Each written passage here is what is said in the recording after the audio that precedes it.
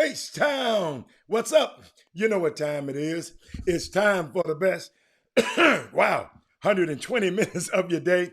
The Chop Shop, the nation's number one urban sports talk show, and also your midday sports happy hour. Yours truly, Robert Hatter, alongside Jim Hicks, coming to you live from Houston, Texas. But we're broadcasting all over the world via Facebook Live and YouTube Live. It's a great Tuesday, man. We're going to start this day. Corey Henderson, what's going on, man? You are so funny. Some of you I'm going to ignore today. I'm going to show you how important your ass is today. But this Tuesday, hey, I'm going to announce first of all, I want to announce my starting five. These are the five people that we affectionately call the starting five because they're the first five people who are signing to the Chop Shop feed. We got Mindy Collins, we got Rod Wells, we got Kimley Jackson, Jessica Brooks, Corey Willis, and the sixth man of the day is Gary G. Sinclair is in the building. What's up, everybody? Hey, Tori. Hey, let me. Kevin Drones, where you at, man? Where you been? Where you at, Kevin Drones? You know what, Kevin Drones, I'm so proud of you. You one of the parents that saw this thing is processed all the way through with your son, and you still support the Chop Shop. Y'all know a lot of parents after their son that went through through high school, they said, "Forget, I'm through it. I'm through with sports. I'm through," and that's and those are the kind of relationships and the kind of stuff that I really we got. I wish we can curb. We won't. Everybody's not going to have a perfect experience, but nobody should have a bad experience in summer basketball or summer football, high school basketball. I mean, we make it hard. I told you this over this weekend. I just, oh my God, we still doing the exact same things. And no, it's worse. It's worse than when I was, really intimately involved in summer basketball because my son was playing. But y'all, we gotta get better. Like I told you yesterday, if you didn't see the show, do me a favor before we go any further. I'll talk about that a little later. Share the show, and if you're not a subscriber to Facebook, to YouTube, go over to YouTube and subscribe to it.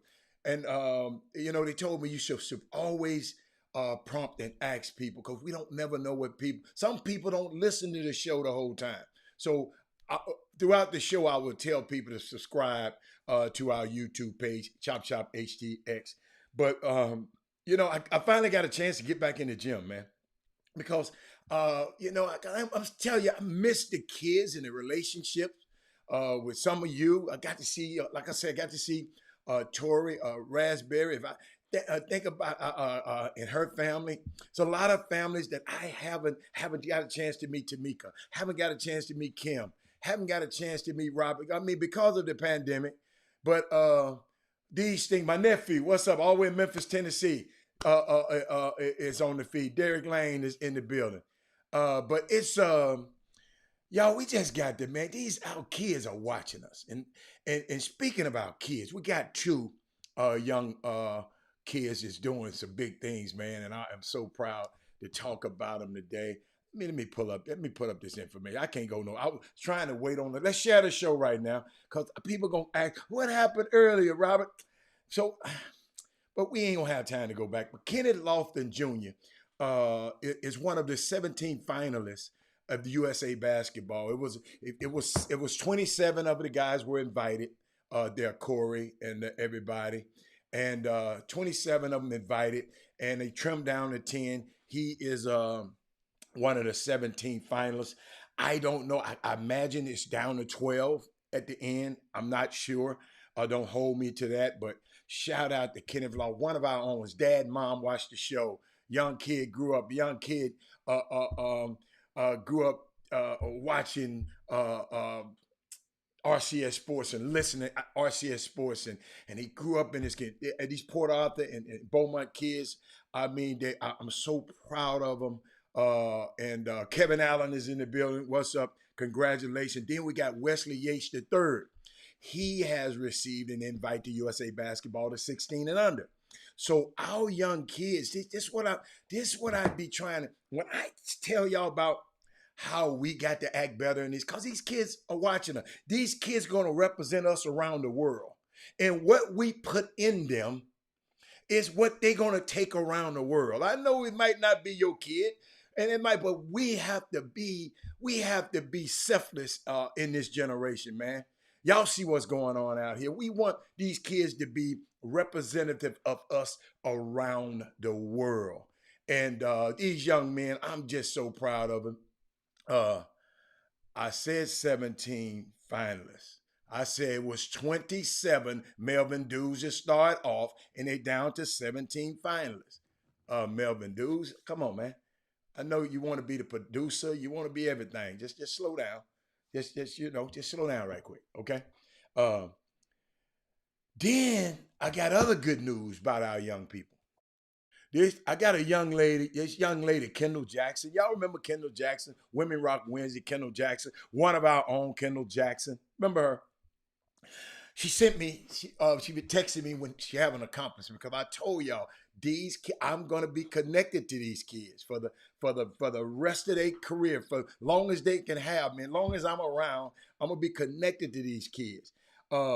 She sent me a text. She said last week, Howard University coach announced that Howard got accepted into the very prestigious golf tournament. It's at the Alotian Golf Club in Arkansas. Do me a favor, go look up the Alotian, Alotian, Alotian Golf Club in Arkansas. Nice golf course. When I tell you, you can't even ask to be a member. They have to ask you. Okay? It's one of them golf. Membership range from 100,000 to 500,000 and more. Apparently, every hole is breathtaking. I never played this course, but guess what? I know people in Arkansas can get me on it. It says breathtaking. The coach, he has to end of this week. The coach had the end of last week to decide only one female to choose to go represent the school of Howard. Okay? Y'all hear what I say? The coach already got a team up there at Howard. He got to decide on one young lady to go and participate at this particular golf course. I just explained to you, top of the line golf course. Go look it up. So, and another text Kendall sent me from the coach. The coach said, check this out now. My deadline is this week for the women to select for the Alotian tournament in the fall. I'm selecting Kendall Jackson. Hold on, y'all. Hold on. Hold on. Hold on.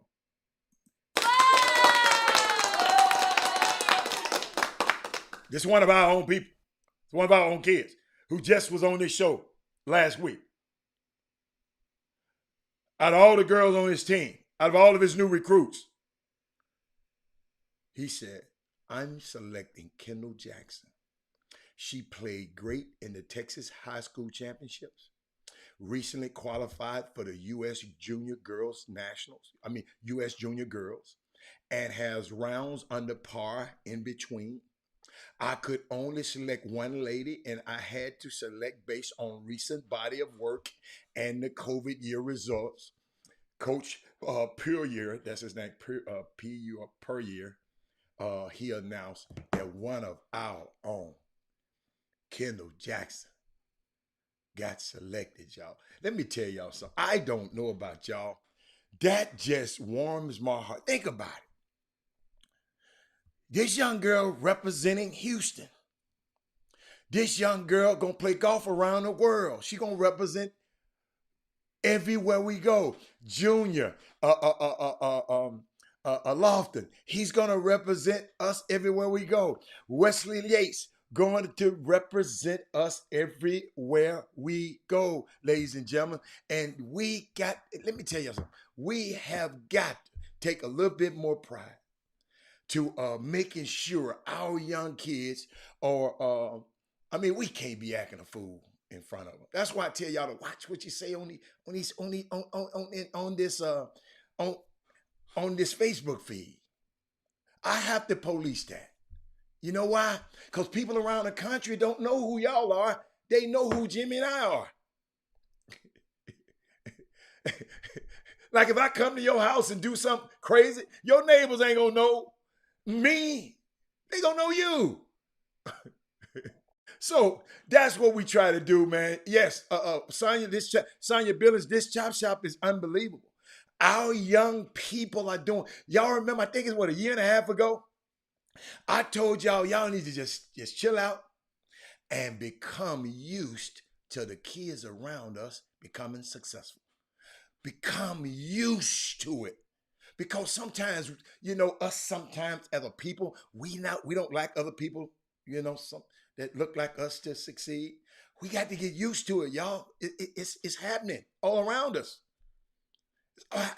All it's doing is telling you, hey, man, you just got to get on top of your game. That's all it is. But these young kids, I'm just so proud of them too. Then I saw something yesterday. There's so much stuff happening in the news. We're going to cover the Supreme Court stuff. I'm going to wait on Jimmy to get here. What else I had? I had another one for y'all. Oh my God. This college sports. I got so much for this college sports for y'all. Then something else I wanted. I saw something that was key, and I did not put it up on my board. Hold up, y'all. I want y'all to see this. Y'all got to see this. Where did I think I got it? I think I saved it. About Brand Jordan, man. Did y'all see what Brand Jordan did? Yes, I did not put it up on the. I'm gonna try to send it to myself right now. Brand Jordan. What Odyssey at? All the people who talking about Brand Jordan has adopted these ladies.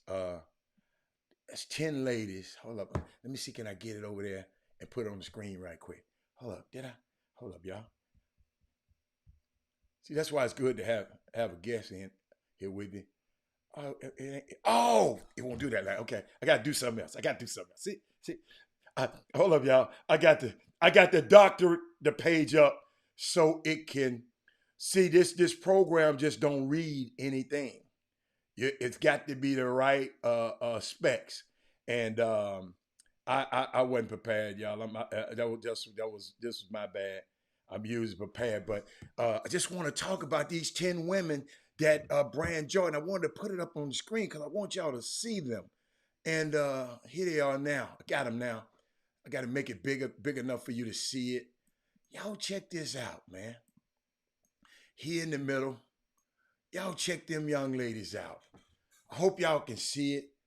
I'm so proud of him. Brand Jordan has adopted the. Let me. They just said this was around. They had a round table discussion with the largest collection of Jumpman endorsees in women's history of women's basketball. Those are the women from. I think I'm gonna announce them to you. I think they in order, but they got area. Who Gurantes from Lock area. Arella Gurantes from the Los Angeles Sparks. You got Kia Nurse from the Phoenix Mercury. You got Setu Sabali from Dallas Wings. You got Michael Jordan in the middle. Then you got this Derica Hamby from the Los Angeles Aces. You have who else? Ariel Powers from the Minnesota Lynx. Jordan Canada from the Seattle Storm. Tia Cooper, Los Angeles Sparks. She went to Baylor. Crystal Dangerfield for the Dallas Wings. And oh my God, it's just, look at them, y'all. You know, I did, and let me show y'all something that happened in May. In late May, something happened in May. We had our first look at the latest Air Jordan silhouette surface on social media. Let me show you how it happened. But it didn't come from the Jordan Brand official Jumpman 23 handle. And even one of the NBA athletes in the playoffs, it didn't come. While in Germany, preparing to compete in the FIBA 3-on-3 Olympic qualifying tournament, 23-year-old basketball star Satu Sabale, I just mentioned her. I think she played for Dallas.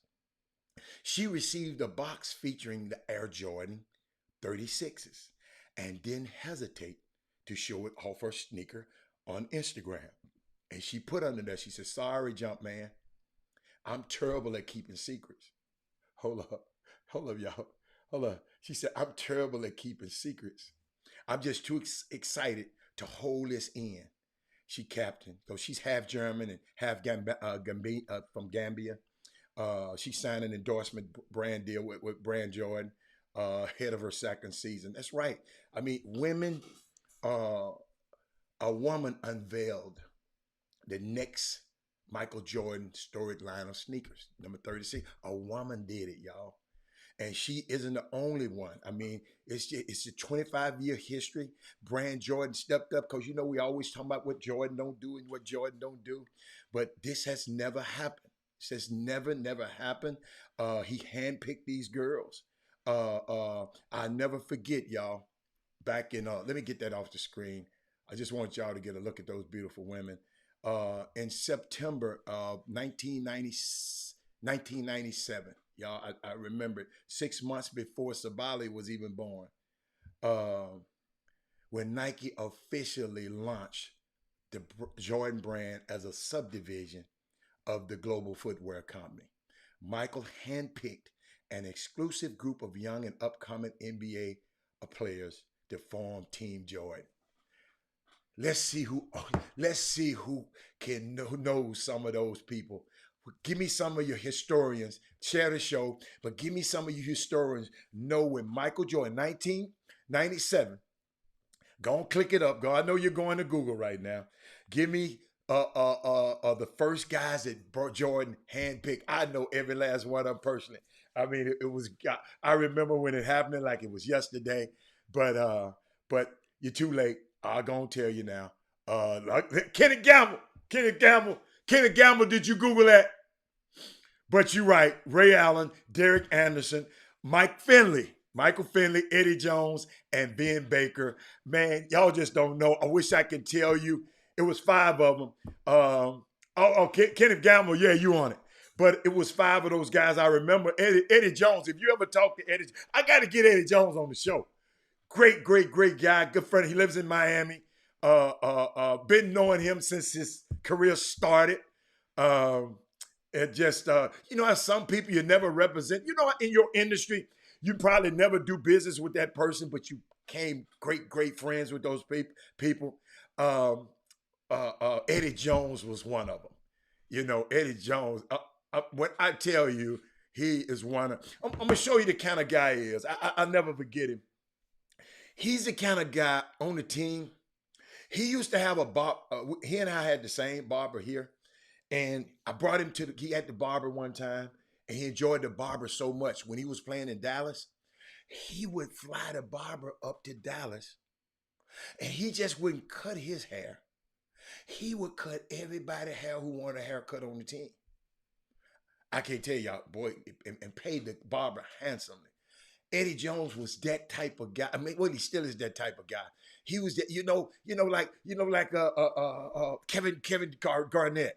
When a new when he come to a new team, he'll go and buy all the guys a suit. Get tell his tailor, go get all my guys a suit made for me. So, though, yeah, John Chain influence. You're right. Great guy. Rick Bronson. No, he's not in this group, but no, I think he went to Temple. No, he went no. Yeah, he went to Temple too, I think. But those guys, man, Aaron McKee, those guys, man. I mean, I just go back when I see this, and I never forget uh when the Chicago Bulls embarked on their check this out, y'all. When the Chicago Bulls embarked on their last dance, you know, their really last dance, not the movie, but that last time a season, and Jordan during that time, Jordan began to transition from hooper to businessman. By 1988, you remember I just said that in 1997, but by 1998, I'm sorry, 1998, the Jordan brand expand even further in basketball.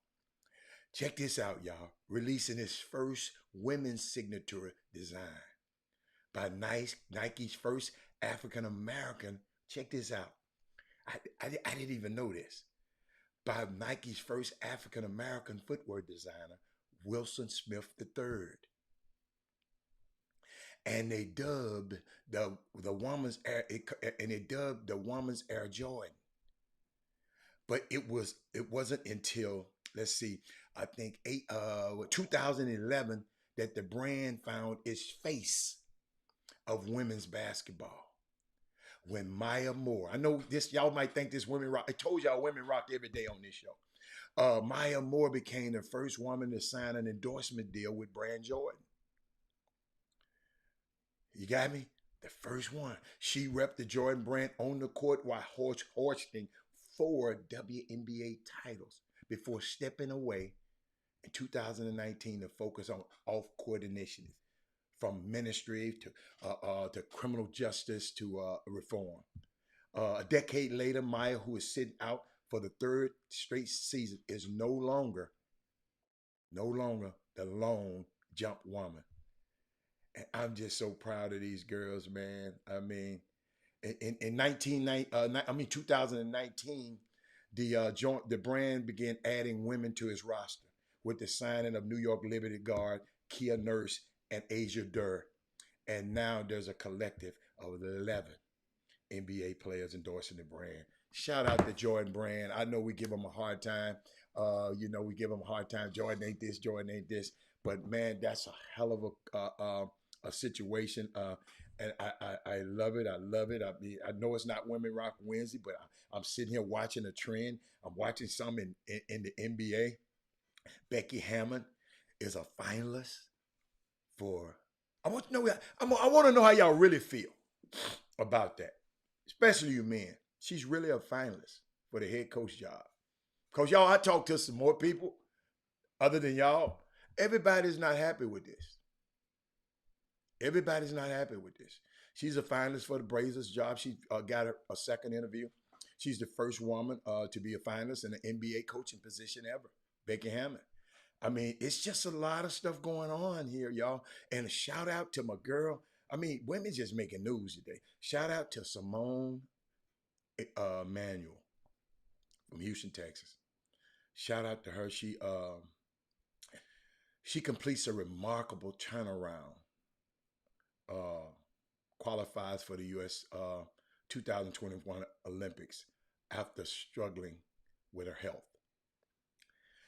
And I'm sitting there reading her story, what happened, y'all, because she lost in her favorite meet, her favorite not meet, her favorite event, the 50 meter freestyle. She lost the other day. She didn't qualify for that, but she qualified for the 100 meter. But y'all, she was going through a whole lot of stuff, man. You remember when the young lady Shakur Kira said yesterday about people don't know what I've been through. People don't know what I've been. My coach, my family know what I've been through. I didn't know Emmanuel was going through all this stuff, man. You know, when you train as an athlete for these Olympics, you train for every 4 years, and you train and get your body right. And you remember we didn't have it last year. So it's a lot of stuff went along with her emotionally. She was diagnosed. I think that she was on the verge of tears. I think the doctor said something about she was overtraining. You remember? Because she was set to peak. She was training to peak last year. So now you have to go back. And all of them do. All of them do. But different people.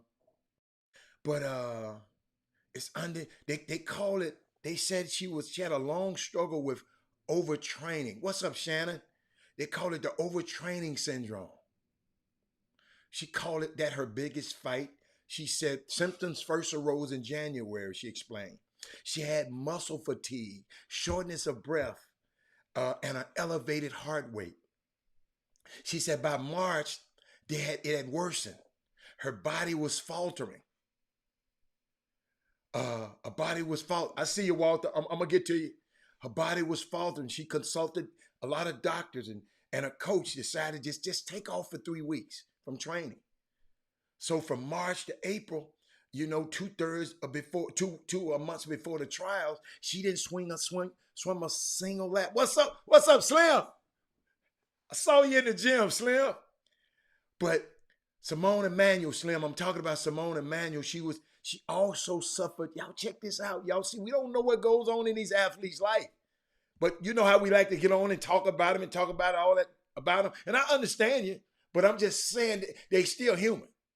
Simone said she also suffered from insomnia, anxiety, and depression at that time. She didn't feel like eating. She loved the sport, but at times she didn't even want to swim, y'all. She isolated herself from her family. It's the worst thing you can ever do. Go get you some quiet moments, but don't ever isolate. Isolate is the worst thing for a human. Check this out, man. Her mom would ask her questions over the phone. She snapped at her mom.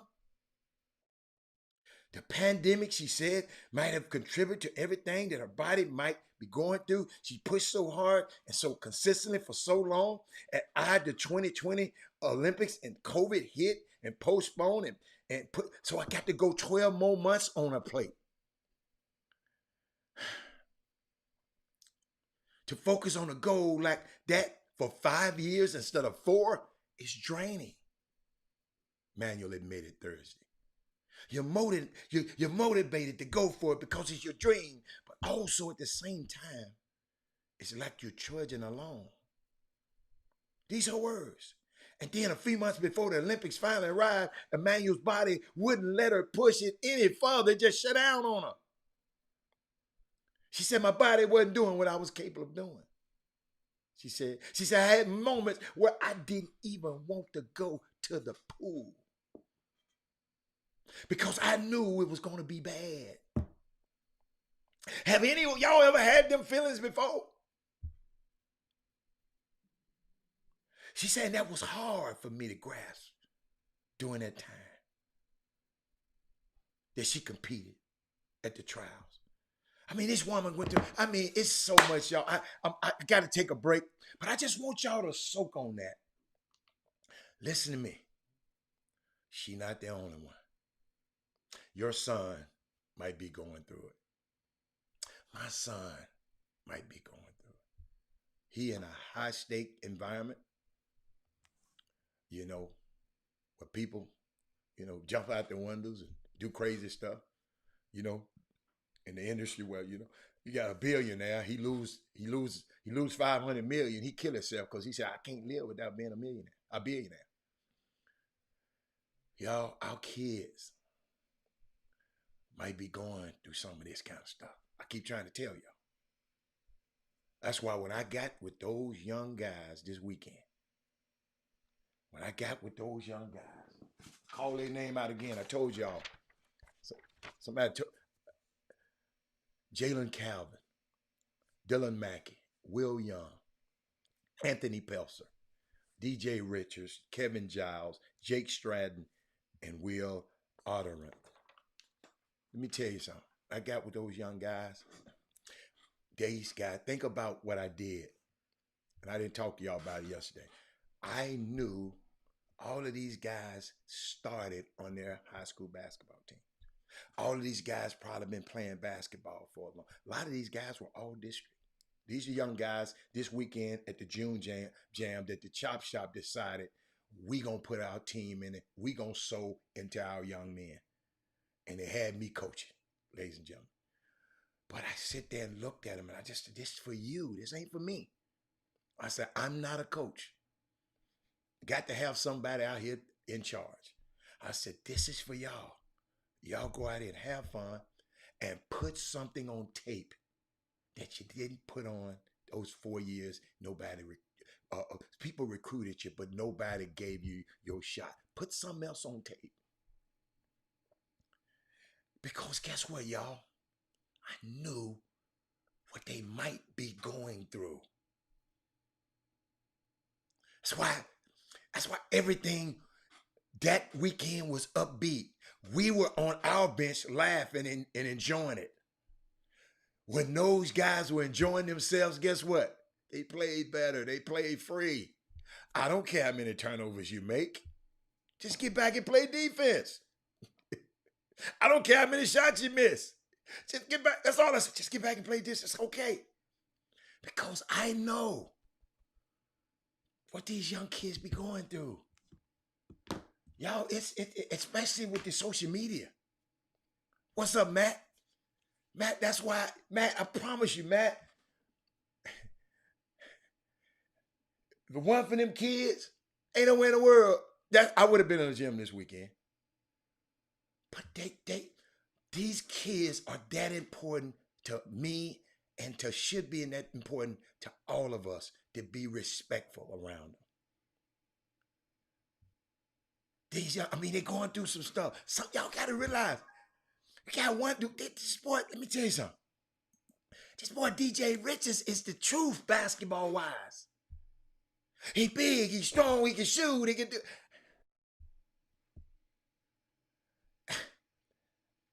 I look at Kevin Giles, one from Canada. 6'6", get in the rim. I'm looking at Jalen. I'm looking at Will Young. I didn't realize Will Young had a body like that. These guys are unsigned seniors. That's how hard it is, y'all. So my job, y'all, people think I was coming to coach a basketball team that weekend. No, I came to put my influence on these 8 young men. Yes, we wanted to win. Winning is good. Winning is good for you. But I wanted to put my imprint on those 8 young men. And I said it on air, those 8 young men will forever be able to get in contact with me. I just want to see where they are 5 years from now. See that? I told you that Anthony Pelser, y'all remember I told you, he going to be on somebody's coaching staff. Because he coached us all the way through. Y'all, let's start appreciating our young people like that. I know you're fans and you don't like the other team. Let's start appreciating our people, all of them. Start appreciating them a little bit better. But without further ado, Jimmy, we're going to take a quick break, and then I'm going to come back, and Jimmy going to come back. He's already in the studio already. we'll be back. But Chop Shop, we'll be back. Y'all think about what I said a minute and share the show. Share the show right now and subscribe to it on YouTube. Chop Shop, we'll be back in a minute.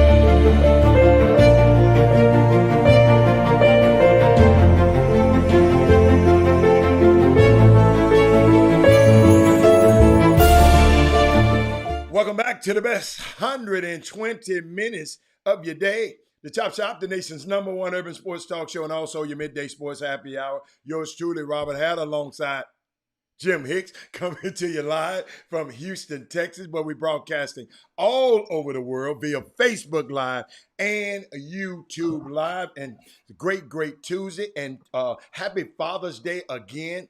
And I saw the fathers in the gym, and I had something for you yesterday, fathers, and I didn't give it to you, and I'm not gonna give it to you today. But fathers, guess what I'm gonna do? I got something for you tomorrow. I'm gonna talk to you and share some things with you about Father's Day and what it means and what it means to me. And I'm just so proud of the things just that have been happening all over the country. I know everybody got friends all over the world. And it's just these fathers are doing a great job. Hey, don't look at the news. Don't believe the news. Fathers are doing a great job. But Jimmy, welcome to the show, man. What you got going on? I just covered Jimmy. Before I want to rehash the people we just came on. I talked about Wesley Yates. Being Wesley Yates III being invited to the 16 and under USA trials. Then I talked about Junior, our own Junior, Kenneth Lofton Jr., being part of the 17 finalists to go for the Olympics. It was 27 in the beginning. They whittled down. They sent 10 home. Junior's still alive. Jimmy, I don't know how many they cut it down to, 12 or 10. I don't know how many they 12. Cut it down. They cut it down to 12. Okay. So shout out to them and Jimmy, our young girl, Kendall. You weren't on the show, Jimmy. Kendall Jackson, the golfer I was telling you about, the freshman going to Howard. She has been elected to play in a very prestigious golf tournament. Jimmy, they picked her out. They didn't pick the girls coming back. They didn't pick the other freshmen because of her body of work over this last year and through the pandemic of being able to go under par. Evidently, them other girls was just at par. She can go low, Jimmy. She can shoot in the 60s. Par is 72 most of the time, y'all. This young girl shoots under par, 68, 67. Something that I have never done. And guess what? When you're that good, you don't need to be talking on here. I need to be out there playing with Kendall and them. But shout out to our young people doing great things and supporting, and represent us. So, Jimmy, I just wanted to share that with you in case you wasn't listening to the show earlier. But what else going on? What you got going on? Uh, we got the NCAA Supreme Court decision on yesterday Okay. that of all people, Brent Kavanaugh is the one who, it was a 9-0 vote, but his dissertation, if that's what you would call it, pretty much was a hammer to the NCAA and Mark Emmert. And I'm sure that if I was to, whenever I get around, everybody has somebody that's up the ladder that's in certain circles. But whenever I'm around one of my people that's one of my higher ups in the Republican circles, I'm going to try to ask, because here's a question that you can ask.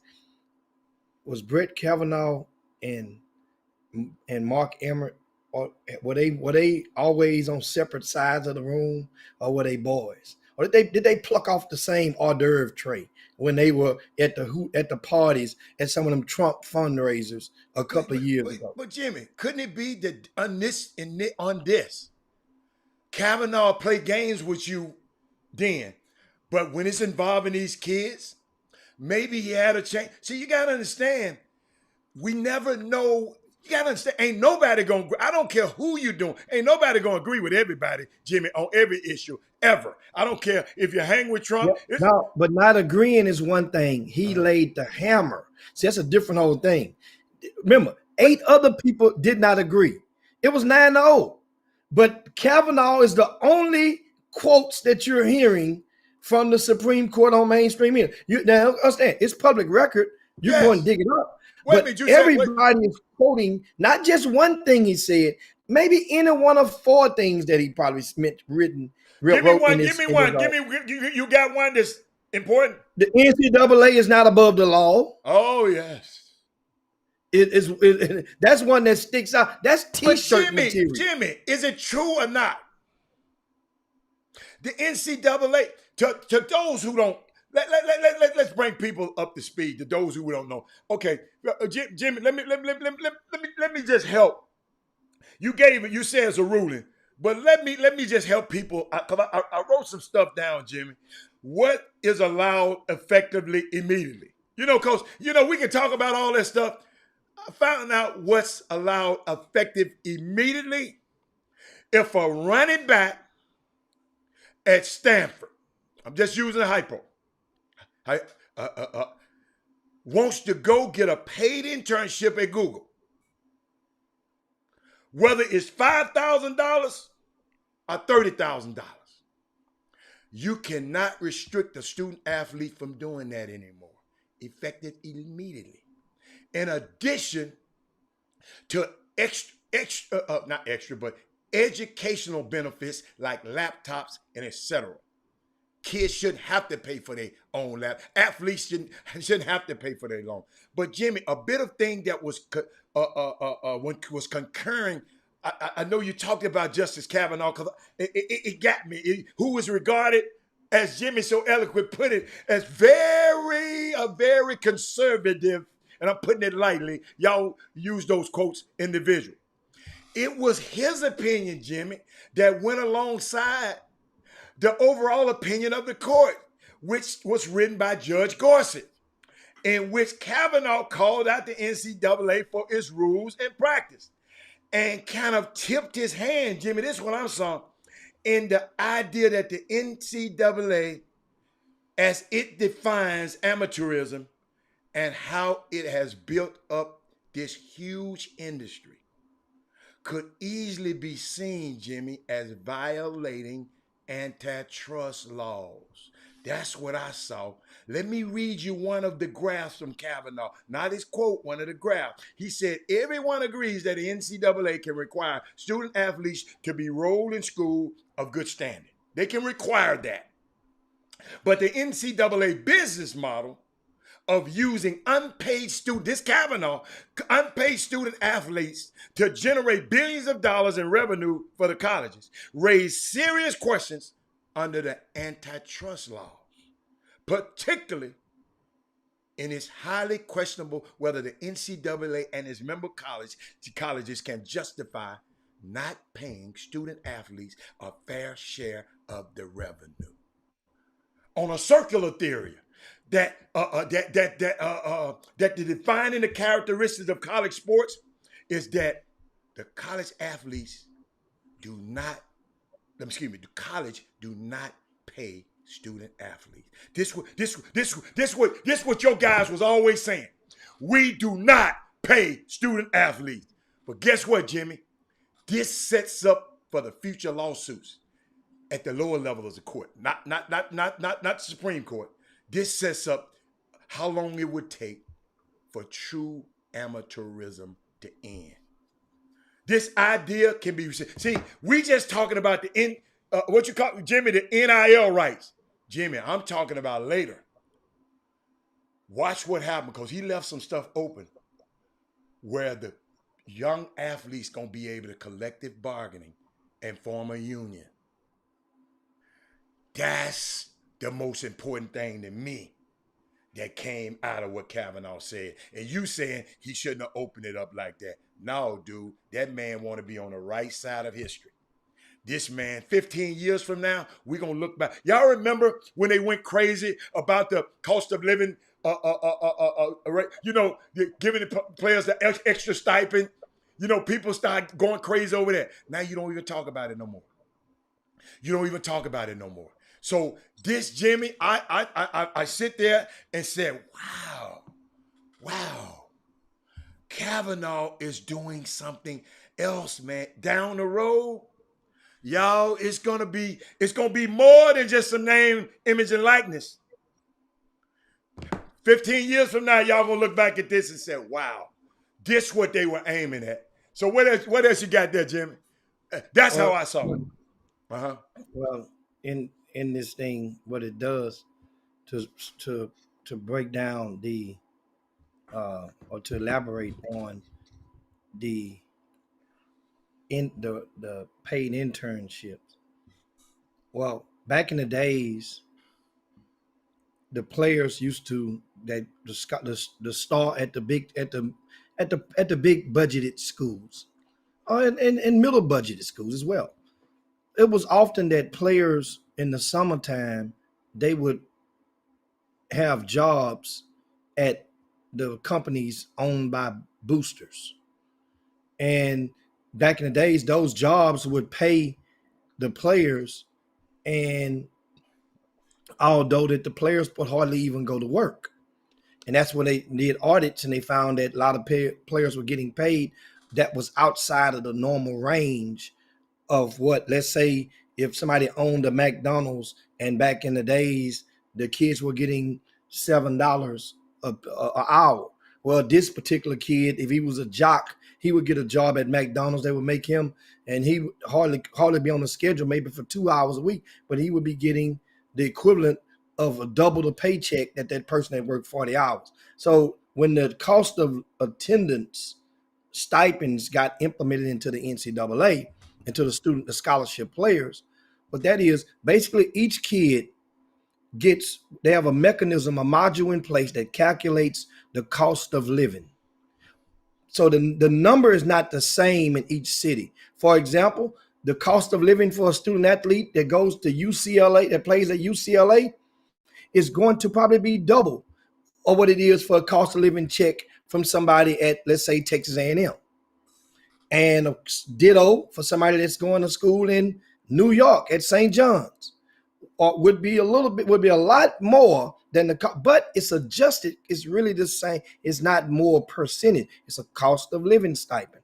That amounts to about $2,000, right, for each player that they get per in the fall semester, and they get another one in the spring semester. Now, summertime, the cost of living, these kids getting $3,000 each semester of summer school. Now, mind you, it's adjusted. I'm talking about in Texas. That number, those numbers. So what now? As Howard just said, it's unlimited long as it's related to academic. That's the key thing. So it has people scrambling because it enables the rich to get richer, as though that's just how it is. How the system of it's not checks and balances in the United States. It's rich get richer, and we know that. And that way, so that means now, once again, there's no cap as long as you are tying it to academic. And everybody's going to be slicking up to tie different things to academics in the upcoming weeks. This stuff goes into effect, guys, July the 1st. July the 1st is on and popping. Jimmy. Now, the thing is, here's the thing. Well, I talked to a couple of college coaches this morning about this stuff. On the kids, it's going to be so much paperwork that they're going, because people now are concerned of us. Let's give an example, such as, let's say a kid is going to make money off of signing autographs. He sets up to sign autographs this weekend. You know, but July the 3rd, he's going to sign some 4th of July picnic autographs, right? And signs the deal and doesn't show up. You don't show up. So now these people that rented this venue, they got the star player going to come and sign autographs. This dude don't show up. They want to sue him. So now the school is trying to find that because nothing in place. They're trying to find a way to make sure that the kids have to sign waivers and explain and all this right there. And even though you can sign all the waivers you want sometimes, and it still doesn't prevent nobody from taking your ass to court. But these are things, and my thing is on that side to play devil's advocate is, what if that same kid has a wreck in the car and hits somebody and he doesn't have insurance? This insurance company gonna sue him anyway. Same scenario that would be. But this stuff, bottom line, to get back on it, is on with the Supreme Court. What I We saw, know though, Jimmy, this thing was coming. I know that's the angle you going at. But when I kept reading, this stuff, that man left language open for collective bargaining and unionizing the same way. It's language in there, Jimmy, the same way pro leagues do, because that's the kind of language that was used in this briefing. And a lot of people, I ain't heard too many people talk about it. This is 15 years from now. Remember, I told y'all this. It just left. So the way Kavanaugh saying it, what you said, what did you say, Jim? They think they're above the law. Let me tell you something.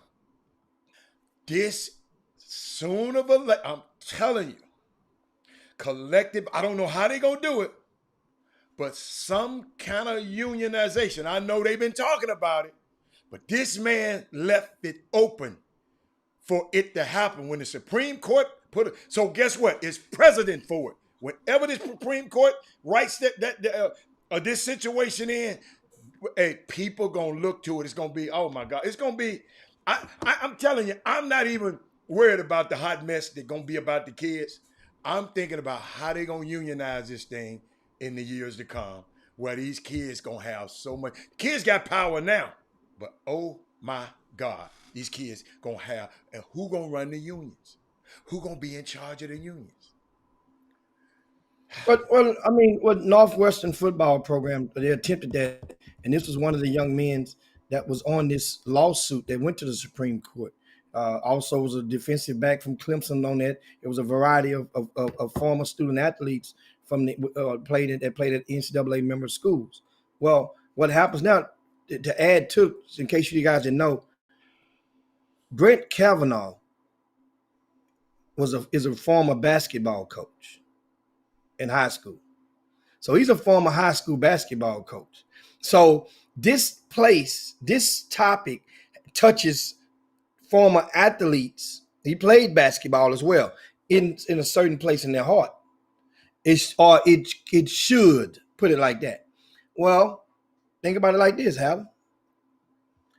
Remember, this is one thing. This is not what we've been waiting on. Don't let it, trust me, this move by the Supreme Court, it has totally messed up the plan for the Mark Emmert and the NCAA, what they were trying to push through. Meaning that, remember, these rules that they were supposed to publish back in January is 6 months later. They have to do it now. They're in Dallas right now, meeting. They've been meeting since Monday morning in Dallas, downtown, on trying to hammer this stuff out. So guess what happened yesterday when the Supreme Court ruling came out? They in the middle of meetings. Well, guess what? They knew this stuff was coming because when you're in certain channels, the word seeps out before it gets to mainstream. So they knew when they got there at 9 o'clock in the morning which way this thing, that they wasn't going to win. The ruling was going against them. They knew that at least 5 was going to. They might not have known it was going to be 9-0, but they knew that they didn't have more than 5 votes. Well, here's what they did. At that point in the meeting, or even not at that point, not going to say that. In their meetings, it's 12 conference athletic directors / all administrators. They are split like 6 and 6, like deadlock. 6 of them has already made a statement and crafted another entire separate proposal and sent it to the head chairperson. 2 of the people that's on that chair are from HBCU conferences. It's 6 of those conference chairs, 6 of them. And the 2 HBCU conferences, of course, is the MEAC and the SWAC, right? Charles McClellan is on that committee, right? So how about this, Hal?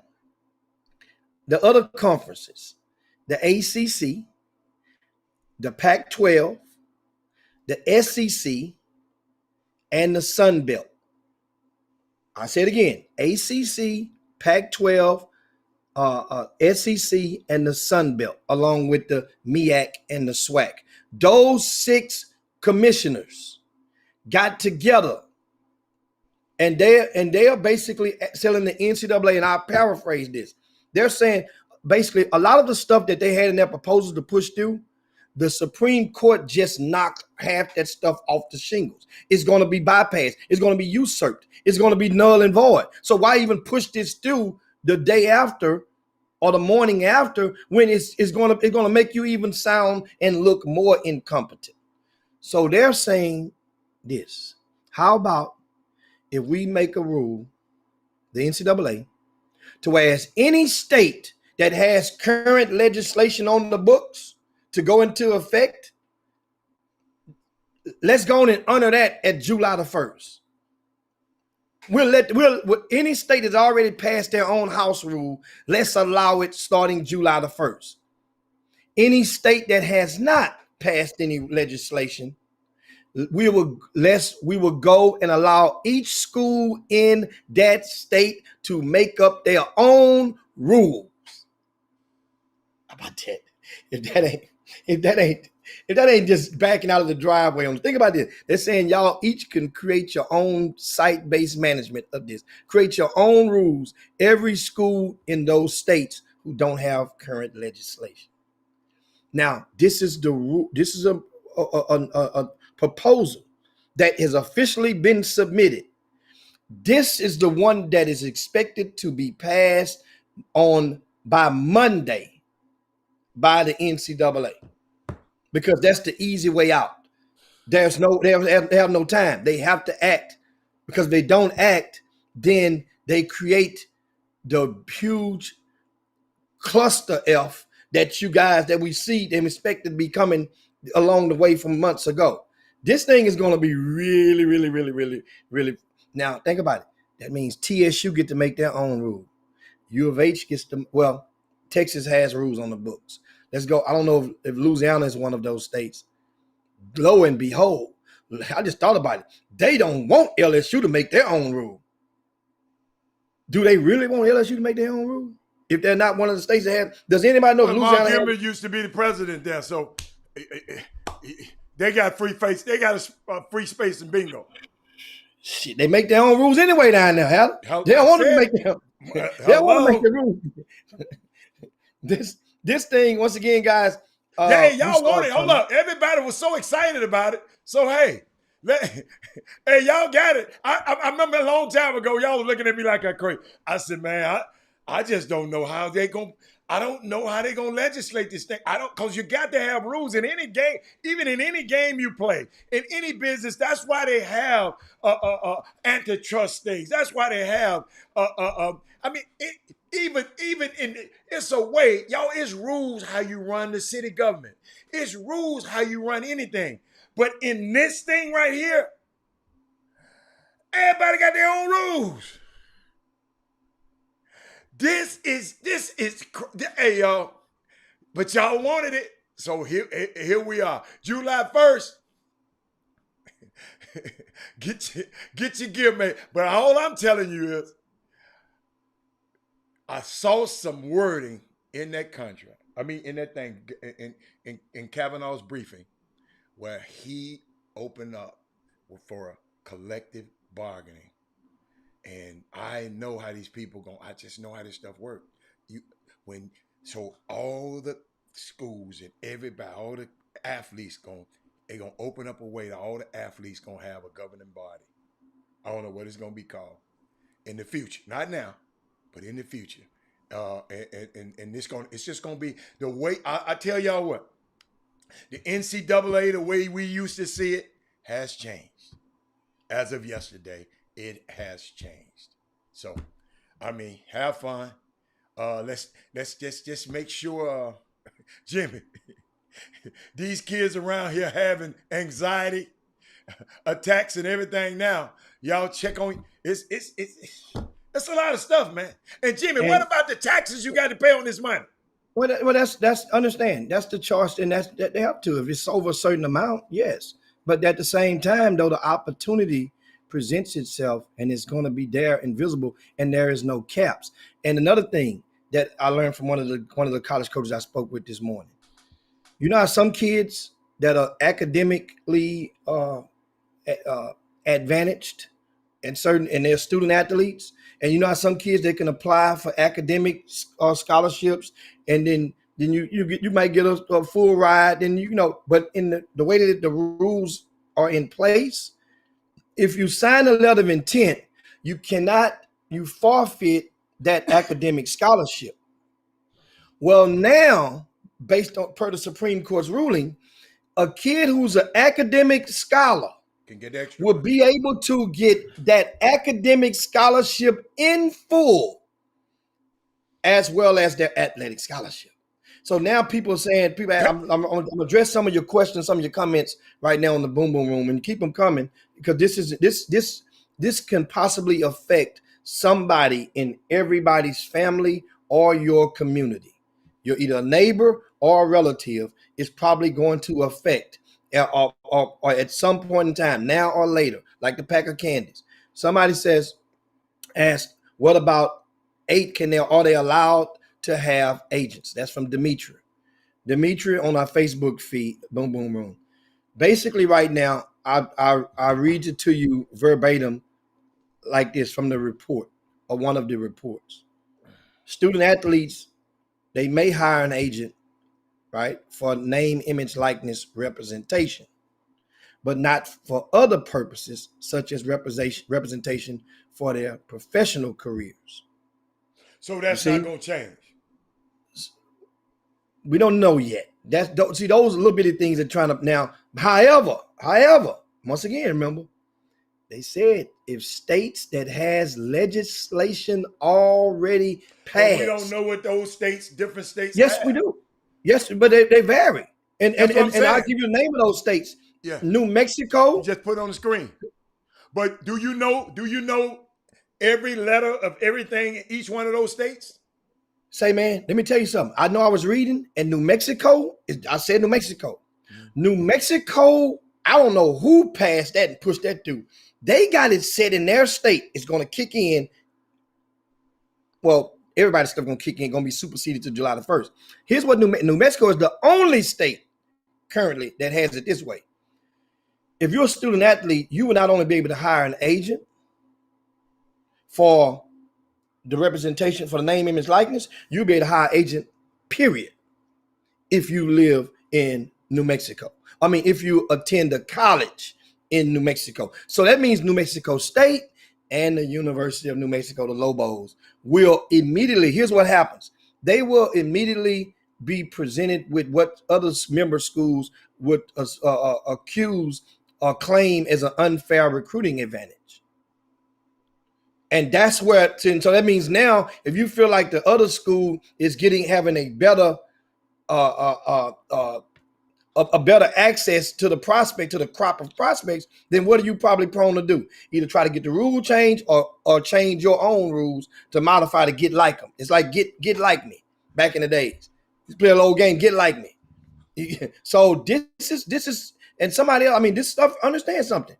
Once again, the other states that have stuff in place in addition to New Mexico are Connecticut, California, and Nebraska. None of those states limit agent representation to name, image, and likeness activities. So that means if you go to school in California, Nebraska, or Connecticut, in addition to New Mexico, then you can hire an agent for both. So now the main thing that the NCAA is trying to do, because they're defeated right now, they're just trying to say, can all states just agree that they will make stipulations that they will not be pay for play?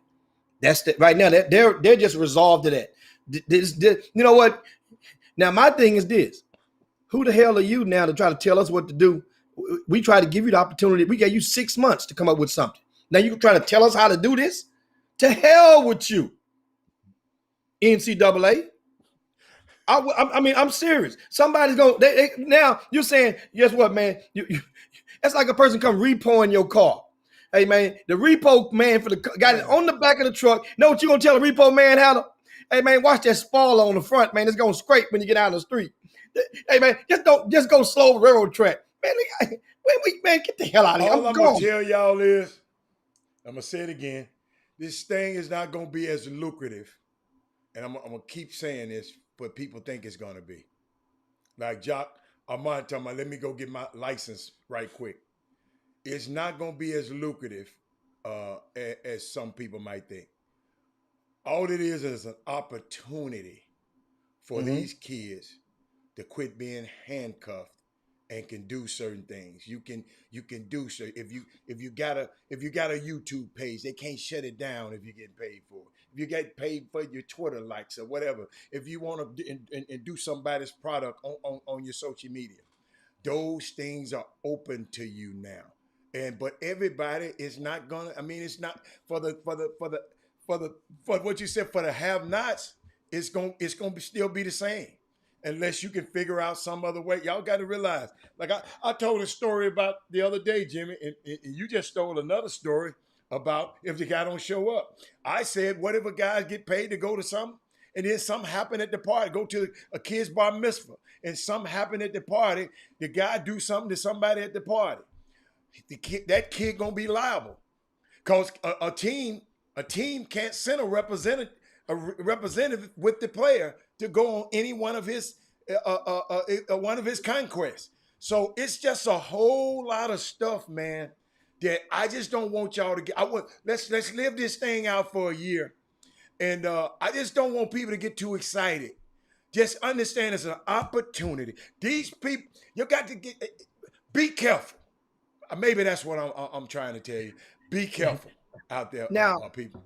Mm-hmm. I want to add something else to you guys. Let me inform you to show you just how cold. I mentioned New Mexico a while ago about the agent stuff. Mm-hmm. That ain't the only advantage the state of New Mexico is about to have. Let me read you a couple of other ones that the New Mexico has on the books that's going to make. I would do Corey Barker, who's assistant coach at New Mexico State right now. He about to cross his legs when he come on home visits now. Here, check this out. Currently, the NCAA prohibits any non-name, image, likeness payments to student athletes. Here's what's about to go into effect in New Mexico. This is also what they voted on. As a state law that allows student athletes to receive payments for food, shelter, and medical expenses from any source, which includes the institutions and, let me clear my throat for this one, boosters. This is the verbiage. New Mexico also allows student athletes to have their own shoe contracts. I'm not done. I got some more New Mexico stuff, right? I'm not done. I'm not done. I got another New Mexico. Let me know when one of them get one, but keep going. When one of them get what? Get a shoe contract, but keep going. No. But understand something. Freedom. I understand all of this freedom. The freedom. And guess what? You buy the rumor, sell the fact. There are going to be people that's going to, just like, guess what? All these people that's declaring for the NBA draft, and many of us know good and well. Think about it. How many people underclassmen declared earlier this year? Versus it's only 60 slots for the whole entire world, including those who are in the G League initiative. I mean, every European league, every international league, those are qualified. Most of those players are qualifiable for NBA draft. Most of them who haven't been drafted already. So it's the same. Think about it. It's the opportunity, and they got. I mean, other stuff. Understand something, Jimmy. It's some guys. It's most of the guys in the league don't have a NBA. Don't have a shoe contract. But understand. I'm just saying. I'm trying to. Jimmy, you saying? I'm just giving. I'm not talking to you. I'm talking to the people. Most of the guys in the NBA don't have shoe contracts. Okay, so now continue. Well, and understand, this is the state of New Mexico, not just limited to the University of New Mexico. Here's what that means. That means, like, let's say, and now you can see, I'm curious, anybody can look up and find if Tennessee has, do they have any legislation in place in the state of Tennessee? How that's your home state. I'm really curious about Tennessee. And somebody let me know if you find out if Tennessee has any legislation. Oh, you know what? I just see something right here. Right now, the NCAA proposals that was in their proposal that those 6 commissioners are trying to get them to retract and eradicate. They currently would have on the use of institutional marks and logos. They would permit that, which is understandable. The use of institutional facilities for name, image, likeness activities. I can understand that. The reference to institutions in the name, image, likeness activities, and the use of content provided by the institution. I can understand all that. However, the following states, Maryland, Michigan, New Jersey, Arkansas, Mississippi, Alabama, Florida, South Carolina, and Tennessee, right? They could either give directly or invalidate these restrictions or put them in a category of unreasonable or unduly restrictive. California is another state that goes in that bunch. Their law is silent, which doesn't mean you can't. So that means now use the institutional marks on the facility. Once again, guys, the NCAA don't get mad at nobody but them. Mark Emmert just got a 6-year extension, guys. He makes approximately $4 million a year. He's the CEO of the NCAA. His title was president. He's the CEO. They're under fire. Supreme Court just hit them in the gut, and he got an extension. Just a couple of months ago? They knew that. Why couldn't they have waited? They knew after July. Why couldn't they have waited after July the 1st? Why couldn't they have waited till the fiscal year started in September the 1st? So the presidents of the member institutions a collection of them is the one who voted to give him this pay raise. A pay raise for 6 years. They locked this guy in. So remember, NCAA could have came out with this proposals back in January. They could have came out in February, March, April, May. Now they wait till June to 11:59, and the Supreme Court just smacked. Mind you, I think that Mark Emmert, remember, he is the person who allowed the president to interfere during the COVID with one of the distinguished conferences, with the Big Ten. Remember that? About when they said they wasn't going to play any games. The president, that the sitting president then, number 45, came and said, no, we're going to play. Basically usurped his authority, made those guys play. And those conferences played. Then you look up a team like Ohio State. They have to go and get and have to get a special amendment to the rules to even allow them to play in the national championship game. Somebody just texted me and said, it's going to, hey, and I'm going to hold him to this. He said it's going to be lucrative for everybody in every school, Then he mentioned the Power Five. It's going to be, hey, y'all, they saying it's going to be lucrative for everybody. Damn, the NBA ain't lucrative for everybody. The NBA, the NFL is not lucrative. Everybody don't get the same.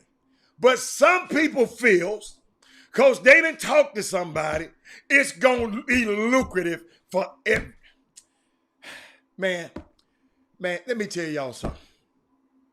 In a capitalistic society, it's never lucrative for everybody. I don't care who you done talk to. I don't care how many ADs you done talk to. Because things work in theory, Jimmy, but in real life and practical use of life, some things don't happen. Things work in theory. Well, we're going to do this and we're going to do this. Hey, you come here, you're going to do this. But in actuality, things don't always. That's all. I want it. Listen to me. I want it. I hope everybody at Boogaloo State, it be lucrative for you. But I just know how life works.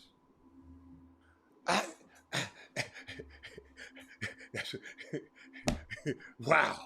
But it's crazy, man. And you know what? Let's just sit back and watch it. Let's sit back. Let's sit back and watch it. Buy the rumor, sell the fact. And that's basically what you have. But bottom line is, this is definitely it's new. Good. It's good. It's great. It's good for the goose. Jimmy. I'm sorry. It's good for the gander. Jimmy. The goose been laying golden eggs for years. Jimmy. It's good for the gander. The most unique thing, like I said, and y'all don't see it now. The most unique thing that I said, they left language open for collective bargaining, where the players have a voice. They left language in there, Kavanaugh, for that collective bargaining or unionizing. That was the key to this proposal. All of this stuff, this is the frills. They want y'all to see this. But the most important point, at some point in the next 15 years from now, we're going to be talking about it. Now these players have a say. Players have a seat at the table. One of the greatest things Coach K, y'all can have him. Some people like him, some people don't. But he said something so key the other day on TV. He said, the NCAA is a multi-billion-dollar business. He said, go to any multi-billion-dollar business. You always have a CEO or somebody who's responsible for the company. Not a president like Mark Emmert who works under committees. Big-time companies don't work under committees. That's why they name one person. That's why when the CEO leaves a company, the stock drop and a new CEO come to the Scott when Steve Jobs, when they just changed, Nike changed chiefs, theirs fluctuated. Apple's changed chief, theirs fluctuated. The CEO, somebody got to be the voice instead of committee. Because you know what? Committees take too long.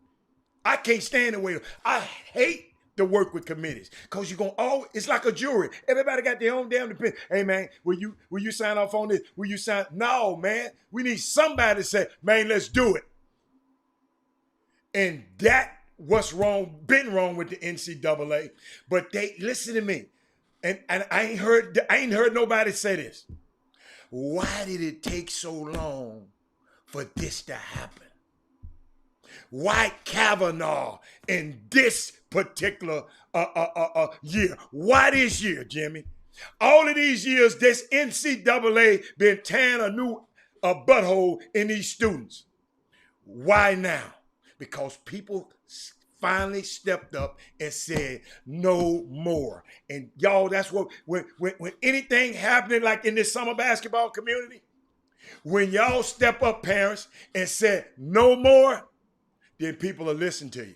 So that's everybody. I mean, I'm loving it, but let it play out. July 1st, July 2nd, July 3rd. I know some people are sounding. I mean, I want y'all to come up. Listen, but don't just think. Be smart. Be smart. That's all. Okay, that's all. Be smart in your decisions, because there's consequences with every decision you make. That's all I'm gonna say today. Jimmy, what else you got on that topic? That's pretty much it in that topic. Another NCAA news. Another black assistant coach. Oh my God.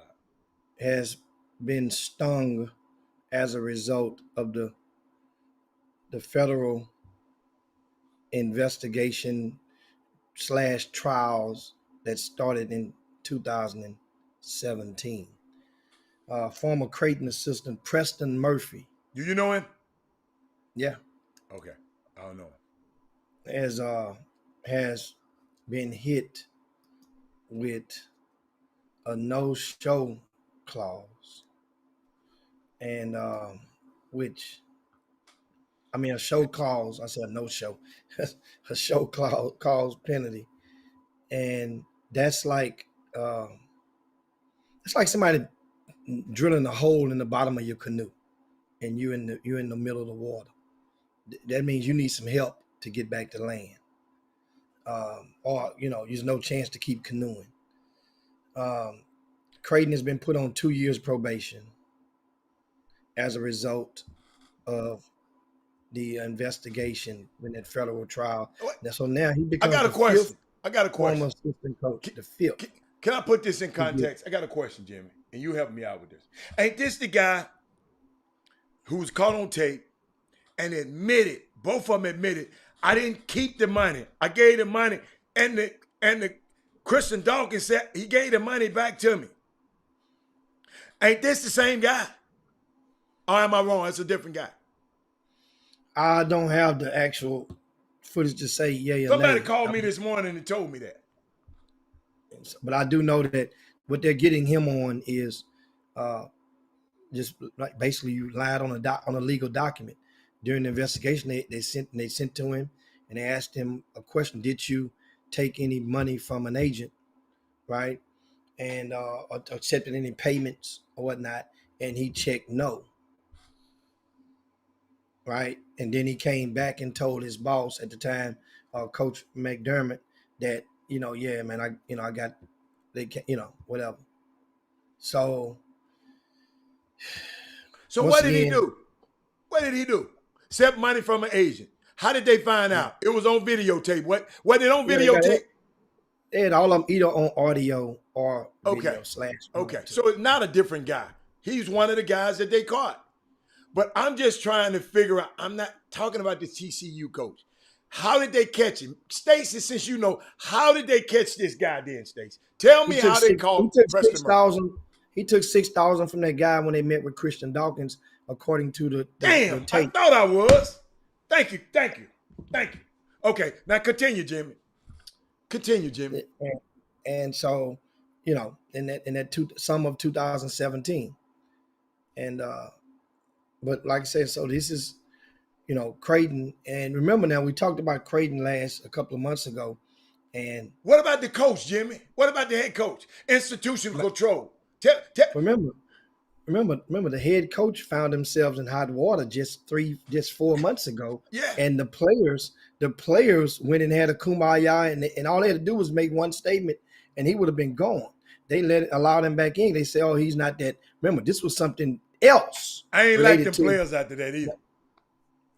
So, but we can't say that Terrence Rencher at the time. Remember, he was. That's right. We were worried for T. Wrench, but T. Wrench has gotten out of there, and he's now at Oklahoma State. Right.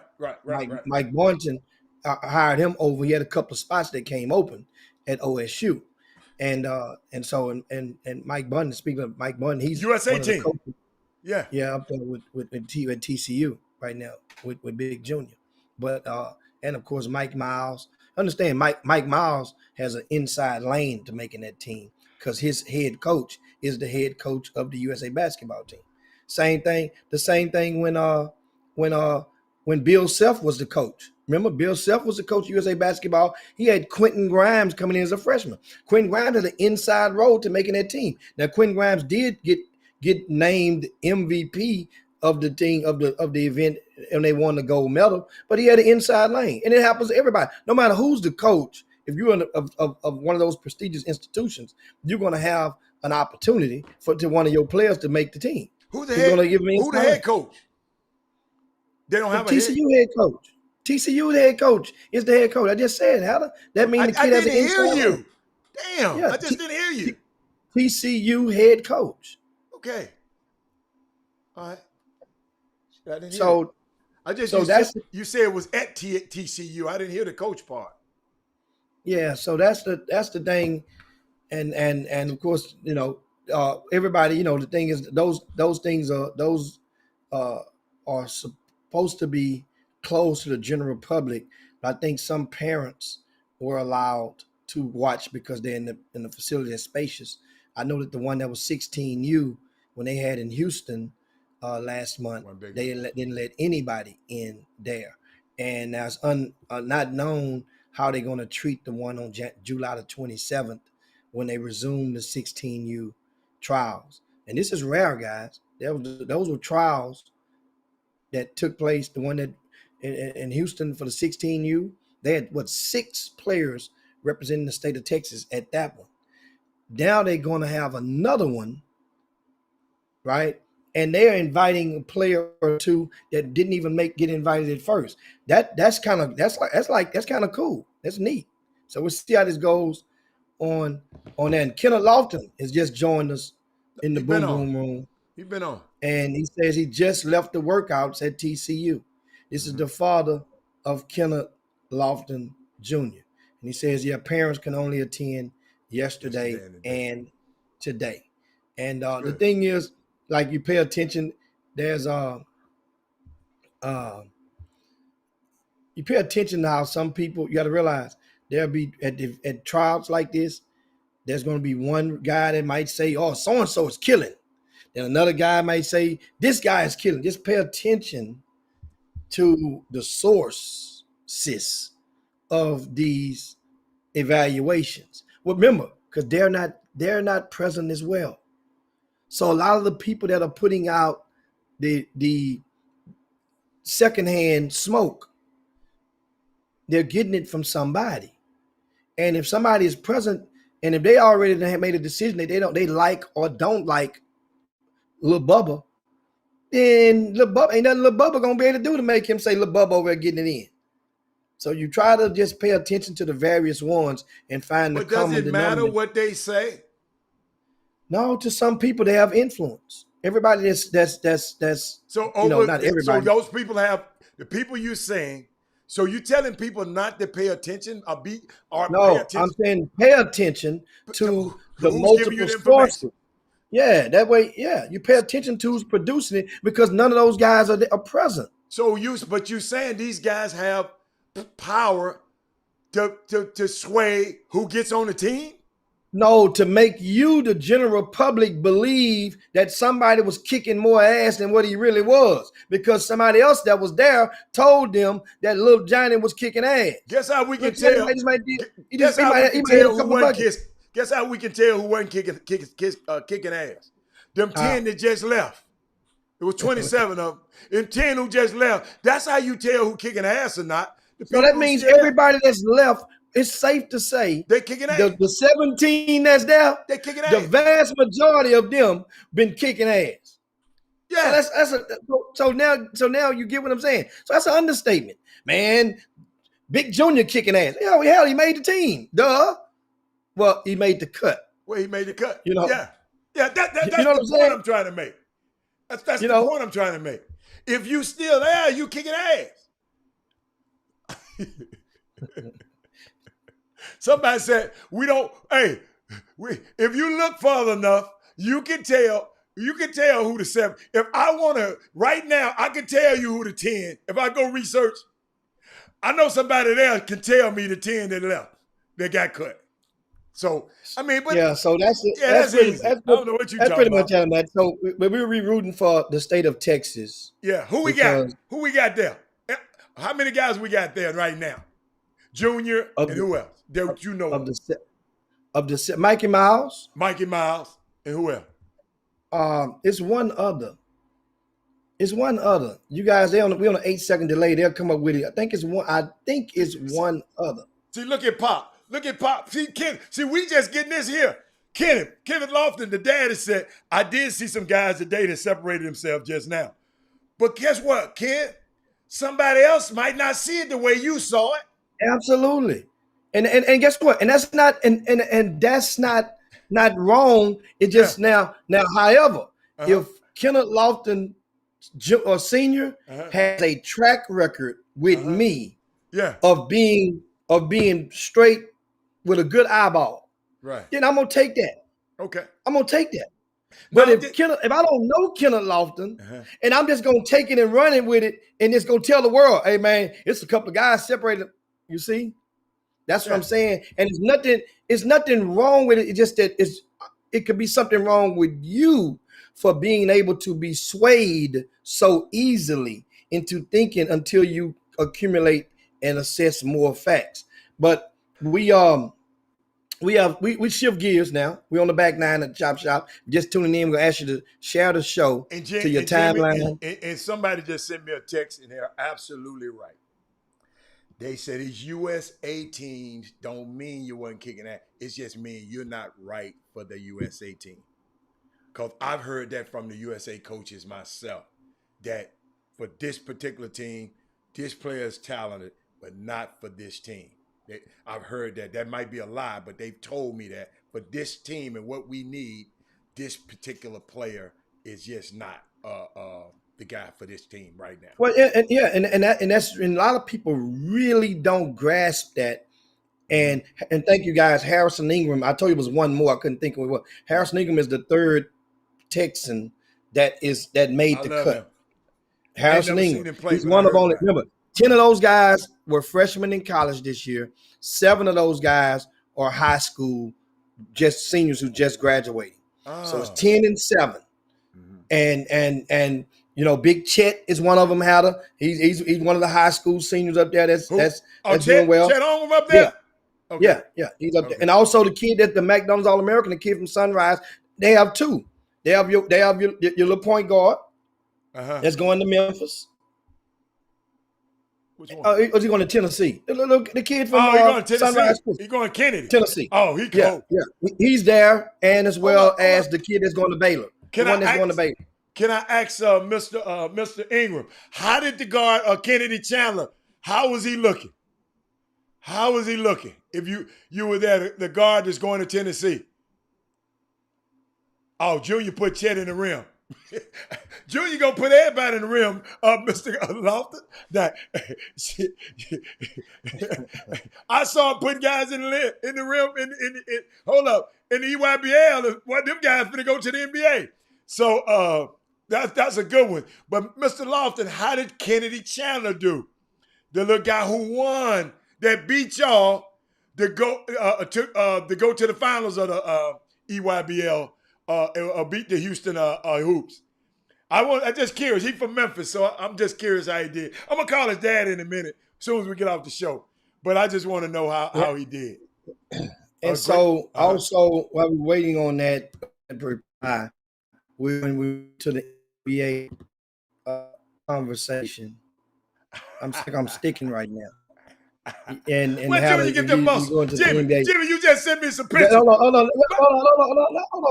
Be quiet. Let cue them up. Let them see. You gotta let them see that. Man, let them see that. Hold on, man. Hold on. Keep talking. Let them see that. Junior, in case y'all wondering, Junior Lofton is not the same 6'6" young man that you saw with Port Arthur Memorial High School. He's not. Junior Lofton. They could have did two things with him. They could have made him lose weight, or they can take advantage of what he's working with and help to perfect and modify the mass. And that's what Louisiana Tech decided to do. And we're going to show you what Junior Lofton looks like right now in Fort Worth, Texas during the USA trials. He is what they call from the streets. They use a term, they call it, he's swole. He's sitting there looking at the pictures. I got to download all you sent me 4 of them. Man. Hold up, y'all. I'm almost there. I want to give it to y'all. Meanwhile, we're going to go into the NBA conversation in a second. I can grease you guys up for what we want to talk about, so you can go and get yourselves ready. The USA basketball team that's scheduled to go and play in the Olympics in Tokyo. The 12-man roster is almost completed, and we'll give you time to go and pull it up. Who is? Say it again, Jimmy. The 12-man roster for the USA basketball is almost completed. You talking? So they don't have. So they just said they be on there, and they on there now. They ain't got time. Right now, because they don't have, because of COVID and everything. Right now they know that what they're doing to you guys, to the America. They're just cutting through the bull cone. They know they send out invites like you do on a regular team. And look, man, like we did for the Chop Shop team. We sent invites out, and the guys you don't want to play. No problem. You ain't got to play. It's cool. You just got to let us know. You just got to let us know that you ain't gonna play, so we can go on. We got people. We good. Hey, Steph ain't playing. Steph Curry is one of the two that turned out. Ooh, that's Junior. Keep talking. Ooh. Keep talking. Let me keep putting them Junior highlights. Look at it. Hold up. I got another one for you. Keep talking. Man. Tell me about Steph. We can keep talking. Man, we just gonna put him up there. Dude, Junior's so big. Junior makes that tank top look like, he make that jersey like a halter top. Junior big is like, Junior big. Good Lord. Look, hey, put caption. Everybody right now, caption that photo. What is Junior thinking right now? Put him in the rim. That's what that one dribble. Jimmy, that's that one dribble step and yam it right there. You think so? Yes, sir. LeBron said he ain't got time for y'all. Well, LeBron is, guess what? It's right. It's understandable for LeBron James because of the let him go. Understand? Last time he came and played, man, LeBron, let LeBron sit this one out. We're going into the changing of the guard. Now Kevin Durant is playing this one, which is cool. James Harden committed, but he got to get well. No, with a stipulation. Yeah. Basically, Harden said, "Look, I'm in. However, let's see how I respond to treatment over the next couple of weeks. And if I feel, because if I'm in mentally, I'm in. But let's see how this goes. Now, other people who've committed, Bam Adebayo, which is a very good commitment. We mentioned Kevin Durant and James Harden. That's 3. Draymond Green, he's experienced in that. So he would be the veteran that probably that won't need to play a whole lot of minutes. He'll play that role, that bench coach role. and I'm just guessing. Bradley Beal, young boy who wants to be there. You know who's gonna be the He star? wants to be there. You know who's gonna be Huh? Jason Tatum. Jason Tatum gonna be the Jason star. Jason Tatum is a young boy that wants to be there, and that's deserving. Devin Booker committed. Ooh, Right? Book and Tatum. Damian Lillard, he would be the OG of that bunch in the guards. So they need Damian Lillard probably will start the game, get the tempo going. You know, I don't expect him to play a big minute slot, maybe a 14-minute slot. You know why? Because you know he always feel like people don't give him the credit. He gonna clown in Tokyo. Because he always think he the underdog. Well, they don't diss. But he ain't got no rings either, so but keep going. And also earlier today, Chris Middleton has committed. Chris Middleton, remember, he was on the last one. Remember, Chris Middleton he's the guy that you need. He ain't got to score a whole lot of points. But if you get that ball at mid-range game that they play in international rules, I like Chris Middleton in this mix. Now, Kevin Love. Who's been there before? No. They need to. No, we don't. No, Hatter. No. I know what you're about to say. No. Hatter. No. You got to have one white face. I know, but it's going to be enough. He's the Christian Laettner of the team. Let Kevin Love. Now, Kevin Love is a veteran. No, Jimmy, you remember he quit on the team and just threw the ball in bounds and let the other guy lay the ball up. No, you can't have that. He quit. I got it on tape somewhere. I didn't show it to y'all, but no, man. No, man. I like him, but no. Hold on. Matt the Mayor What Matt? Just posted Grant Williams. Grant Williams got an invite for this team? No, sir, Matt. I didn't hear that. I heard that. No, he said question mark. You said question mark. Oh, okay. Because I heard that Kawhi Leonard has an invite and Paul George. There's only 2 spots left. We got to have I heard that both of them have invites, but remind you, I don't expect Kawhi to take his because Kawhi is he's not going to be healed enough for the Olympics. That ain't but 8 right here. Corey put there. No. I just named 2 more: Kevin Love and Middleton. That makes it 10. Okay, 8. That's 10. Yeah. So we got 2 more spots. Okay. So what spot? Now, mind you, they're not looking for best available. Now you need somebody else in the front court. You got to get somebody else in the front court, Hatter. So your front court players is who? Bam. I mean, you want to call Kevin Durant one? You'll call Draymond. And Kevin Durant 2 halves equals a whole. I take a young one. I take James Wiseman over there just to take it. No, not right now. I say I would. I take a young big. Let him heal properly. We need I'm talking about if he's healthy. Jimmy, you got over there when you can knock the ball off the rim. When you can just knock the ball off the rim. You know you can go 10 over there. We need us some pogo sticks. So you need exactly. So who would be the front court guy? Who else?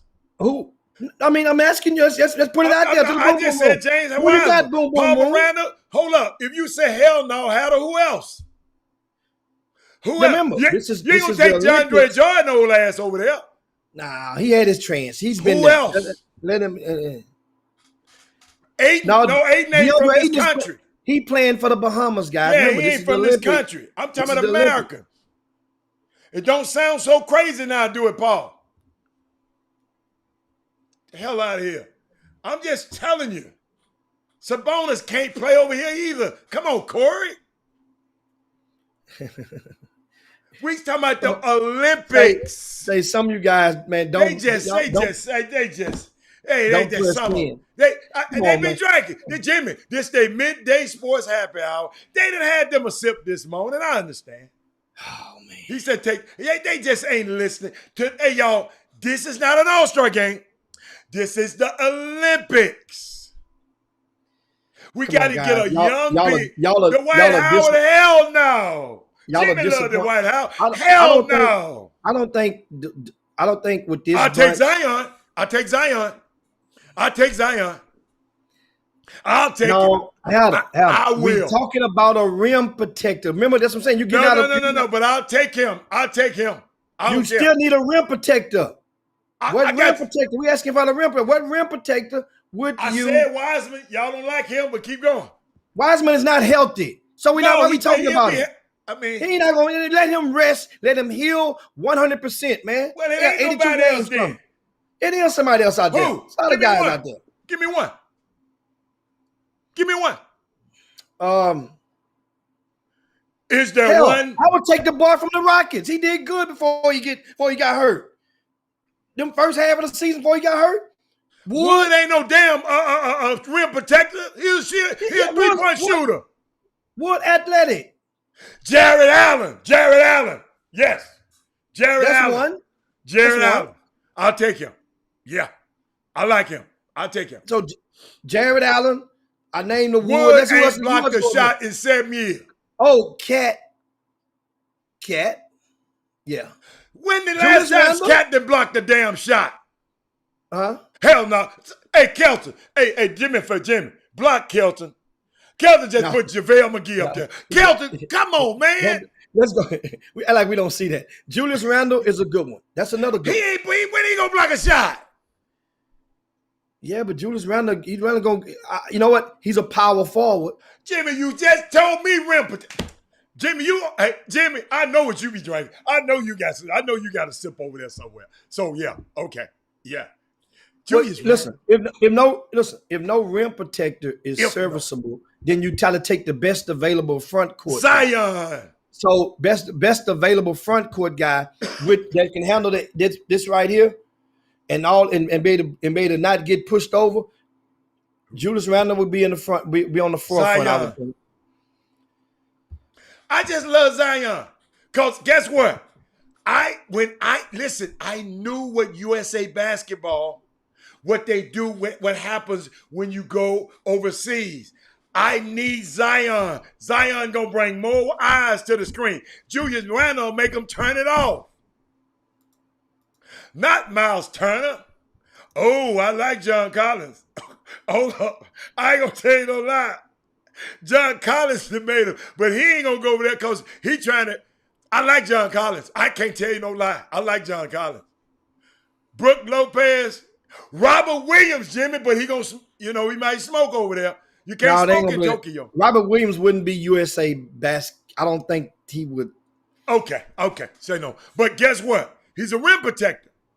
Yeah. Montrez, no. Hell no. He ain't blocked the shot. Hey. No. Not Montrez. What about the young fella from Duke who went to Chicago? Which one?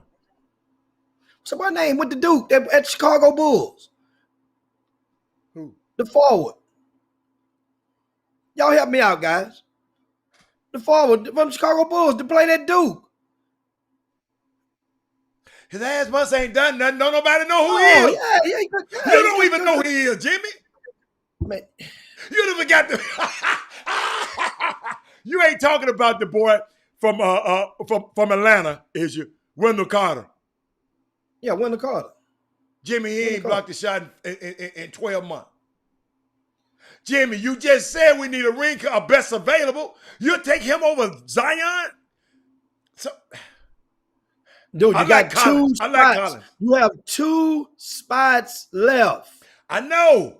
One for a front court, like a wing forward, and one got to be a rim protector. Somebody tell me. Let me look up the top shot blockers in the NBA.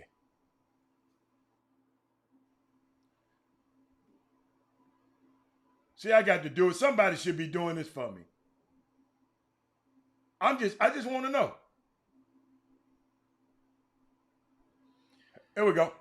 All right, I wonder what happened to Cat. Cat must have just straight turned it down. Oh, hold up. Miles Turner was one of the top shot blockers.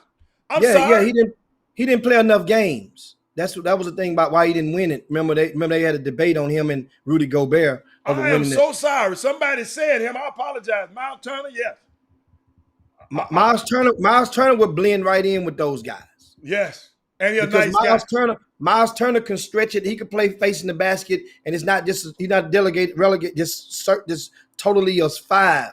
He can hit the perimeter. I love that. Kent Gamble. I love what he's. So we might do need Wood, Jimmy, because he said a big has to be a shooter for need spacing. You have to have spacing. I just said that. Yeah, Okay. you got that.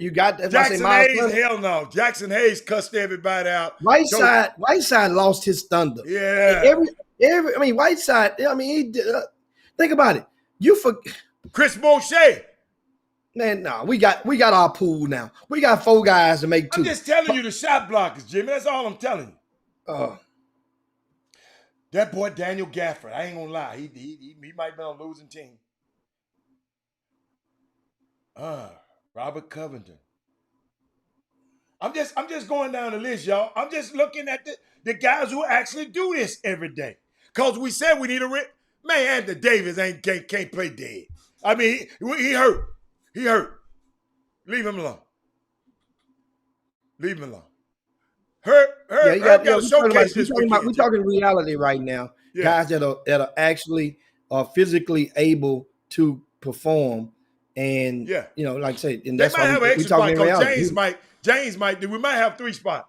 James might say, "Man, hell no, I ain't going over to damn Tokyo."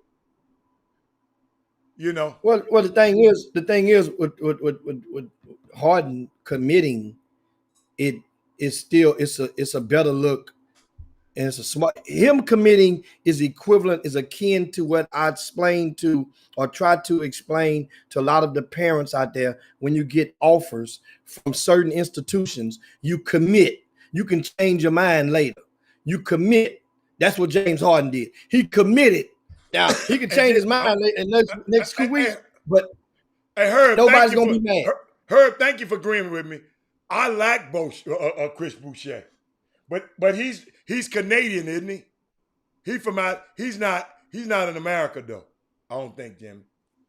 He's not in America. Now, mind you, there will be no fans from outside of Tokyo residents allowed at the Olympics this year. So they are that's going to be very, very different. Yeah. Very different. Wait a minute, Jimmy. He was born in St. Lucia. Ain't St. Lucia is an American Virgin Island? Somebody look that up for me. He was born in St. Lucia. Is that an American or a French Virgin Island? Look, Jimmy, click Uncle off too. Look at him. Look what Uncle just said. I'm finna put you on the screen. This Uncle.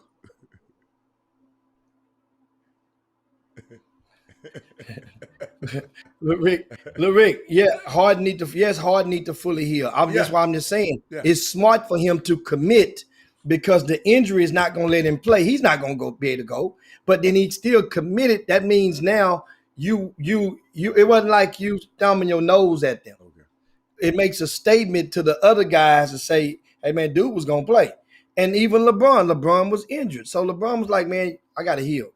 I got y'all putting it, y'all. I see what y'all saying about me right now. Jimmy, find out is my young fella gonna go and try out for the Puerto Rican team. Isaiah LeBlanc. Yeah. When is the Puerto Rican? Look it up for us, one of you guys in the boom room.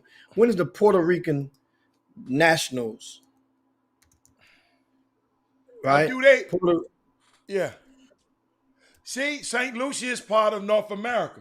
See, Herb said he's a Canadian citizen, but you can play on a team where you've been born. You were born. You can be a citizen of one place and play on a team that you were born. I'm just thinking, Corey. I didn't have time to look up. When I saw you from St. Lucia, that got me. I said, wait a minute. I've been to say that's America. It don't seem like it. Jimmy, what did you say? We want to look up what? You just said look up what? When is the Puerto Rican team tryouts? Okay. For the Puerto Rican national team for to go to the Okay, only if you had dual citizenship. Okay. Well, maybe he does.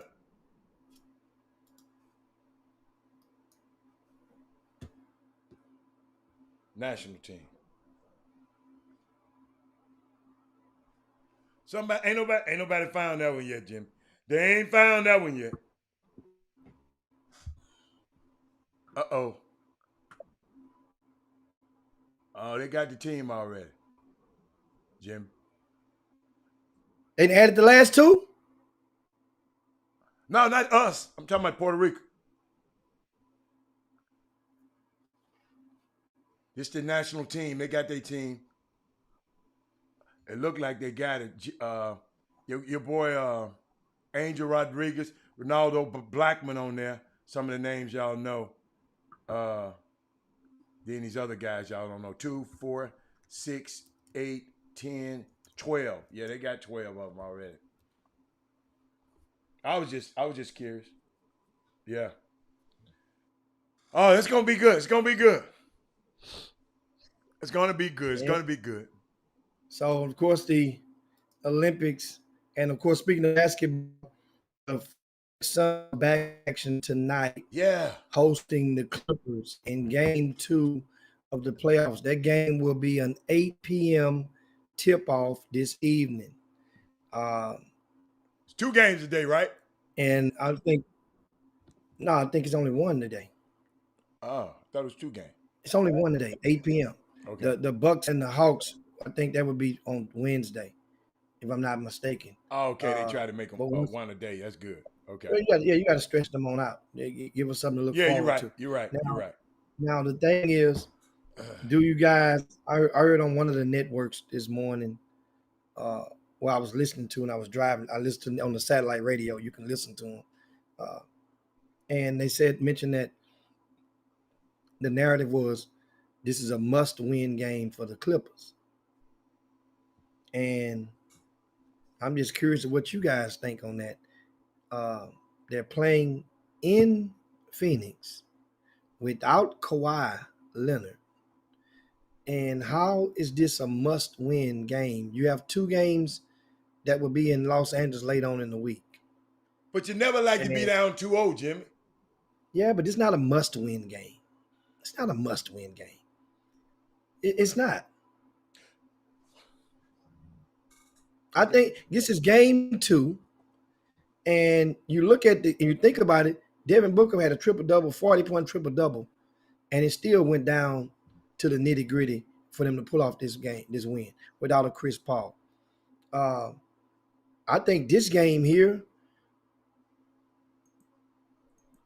certain players from the Clippers, hey, what's name had some good moments as well. He was serviceable in game 1. Boogie Cousins. He was serviceable. I think he had like 11 points in 13 minutes, something like that. He was serviceable. He was solid. Now the thing is, you know what though? I almost asked y'all.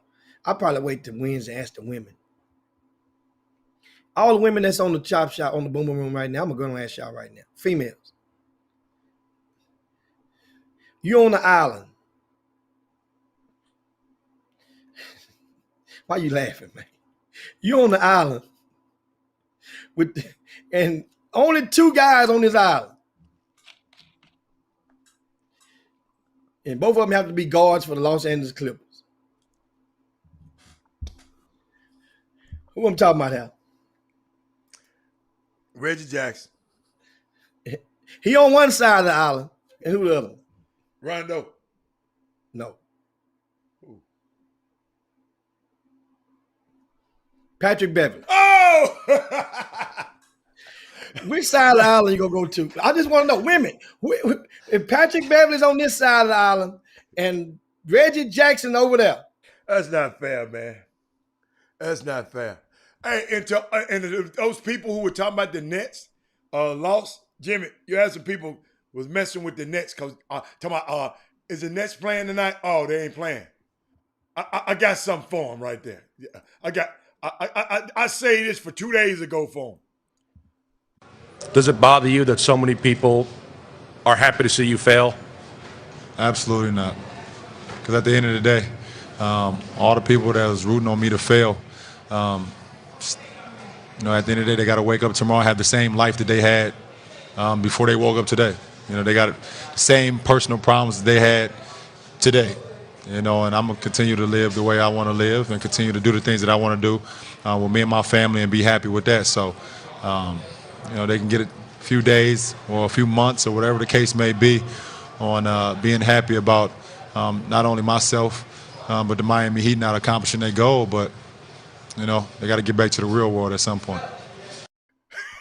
Hey, who sound like LeBron? LeBron told him, right? That's how them guys really feel. Y'all got to go back to y'all live. I'm finna go get on this private plane. My son down in Dallas busting y'all's. Hey, did they bust somebody? Y'all, my son. But that's how them guys really feel, man.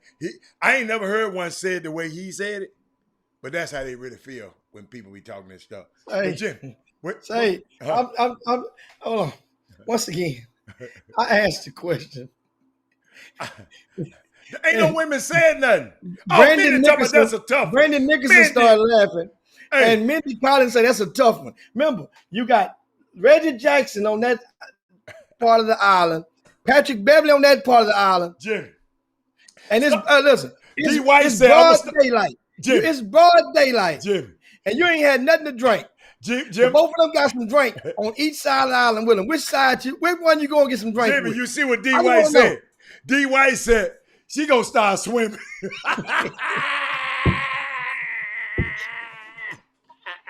Hey, let a shark get me. I'm not letting one even. Let a shark get me. Oh, I'm done. Wow, man. Yeah, Jimmy, you wrong for that, man. Don't do the boy like that. Y'all know what, man? I was thinking about something, Jimmy, I came across when I was around these young guys this weekend and got a chance to be around them again. And Jimmy, it was so unique just having fun talking to these young athletes again. And I thought about this young 16-year-old boy. I remember this interview like it was yesterday. Y'all check this out. This guy was well beyond his years. I mean, they say I'm the best player in the country, and I wanted to keep it that way for the next 2 years. I always knew he was going to be good. I got to admit, never knew it was going to get this big, though. James spent the summer showcasing his talents at various camps throughout the United States, but attracted nationwide attention for his dominating performance in mid-July at the ABCD camp in New Jersey. I just wanted to play my game. My game is I can score, but I can pass too, and I can rebound. I can do so many things that can help my team win, and that's what I did. It was also during that camp that stories began to surface about James hoping to become the first to leave high school early and turn pro. But as he prepares to enter his junior season here at St. Vincent St. Mary, he and his mother decided to set the record straight. To squash it all, he's going to finish high school. Everything is coming fast enough. There's no need to rush it. I never considered that. It wasn't even the thought. You really can't even do that. I don't want to go through that. I want to graduate with my class. I got 3 best friends, Drew, Willie, and Shion. And high school you can't come back to. And prom you can't come back to. I talked to Tracy McGrady when I was in New Jersey, and he just told me a lot of things that just inspired me. Like, when you get out on the court, you got no friends. And when I get out on the court, sometimes I underestimate who I'm playing against because they might be on the same level as me. But he told me that it don't matter who you playing, you just gotta kill them. And that's what I'm coming into the year next year with. And whoever we play, I'm coming out to get them. All St. Vincent St. Mary opponents should consider that fair warning. From Akron, Carrie Sayers, Ohio Sports. Man, I'm sorry, I had to play that. The little young LeBron was so beyond his years, the poise of a 16-year-old guy to sit up there and answer those questions like that. I mean, it was impressive to me. I forgot about that, and when I saw it, it was in my archive somewhere. I said, man, I got to show that our young athletes, man.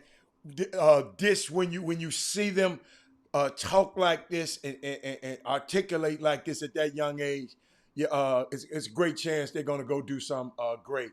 And that's why I got an infinity for them and looking out for them. But Jimmy, it's 204. What you got? What you got something to get us out of here with?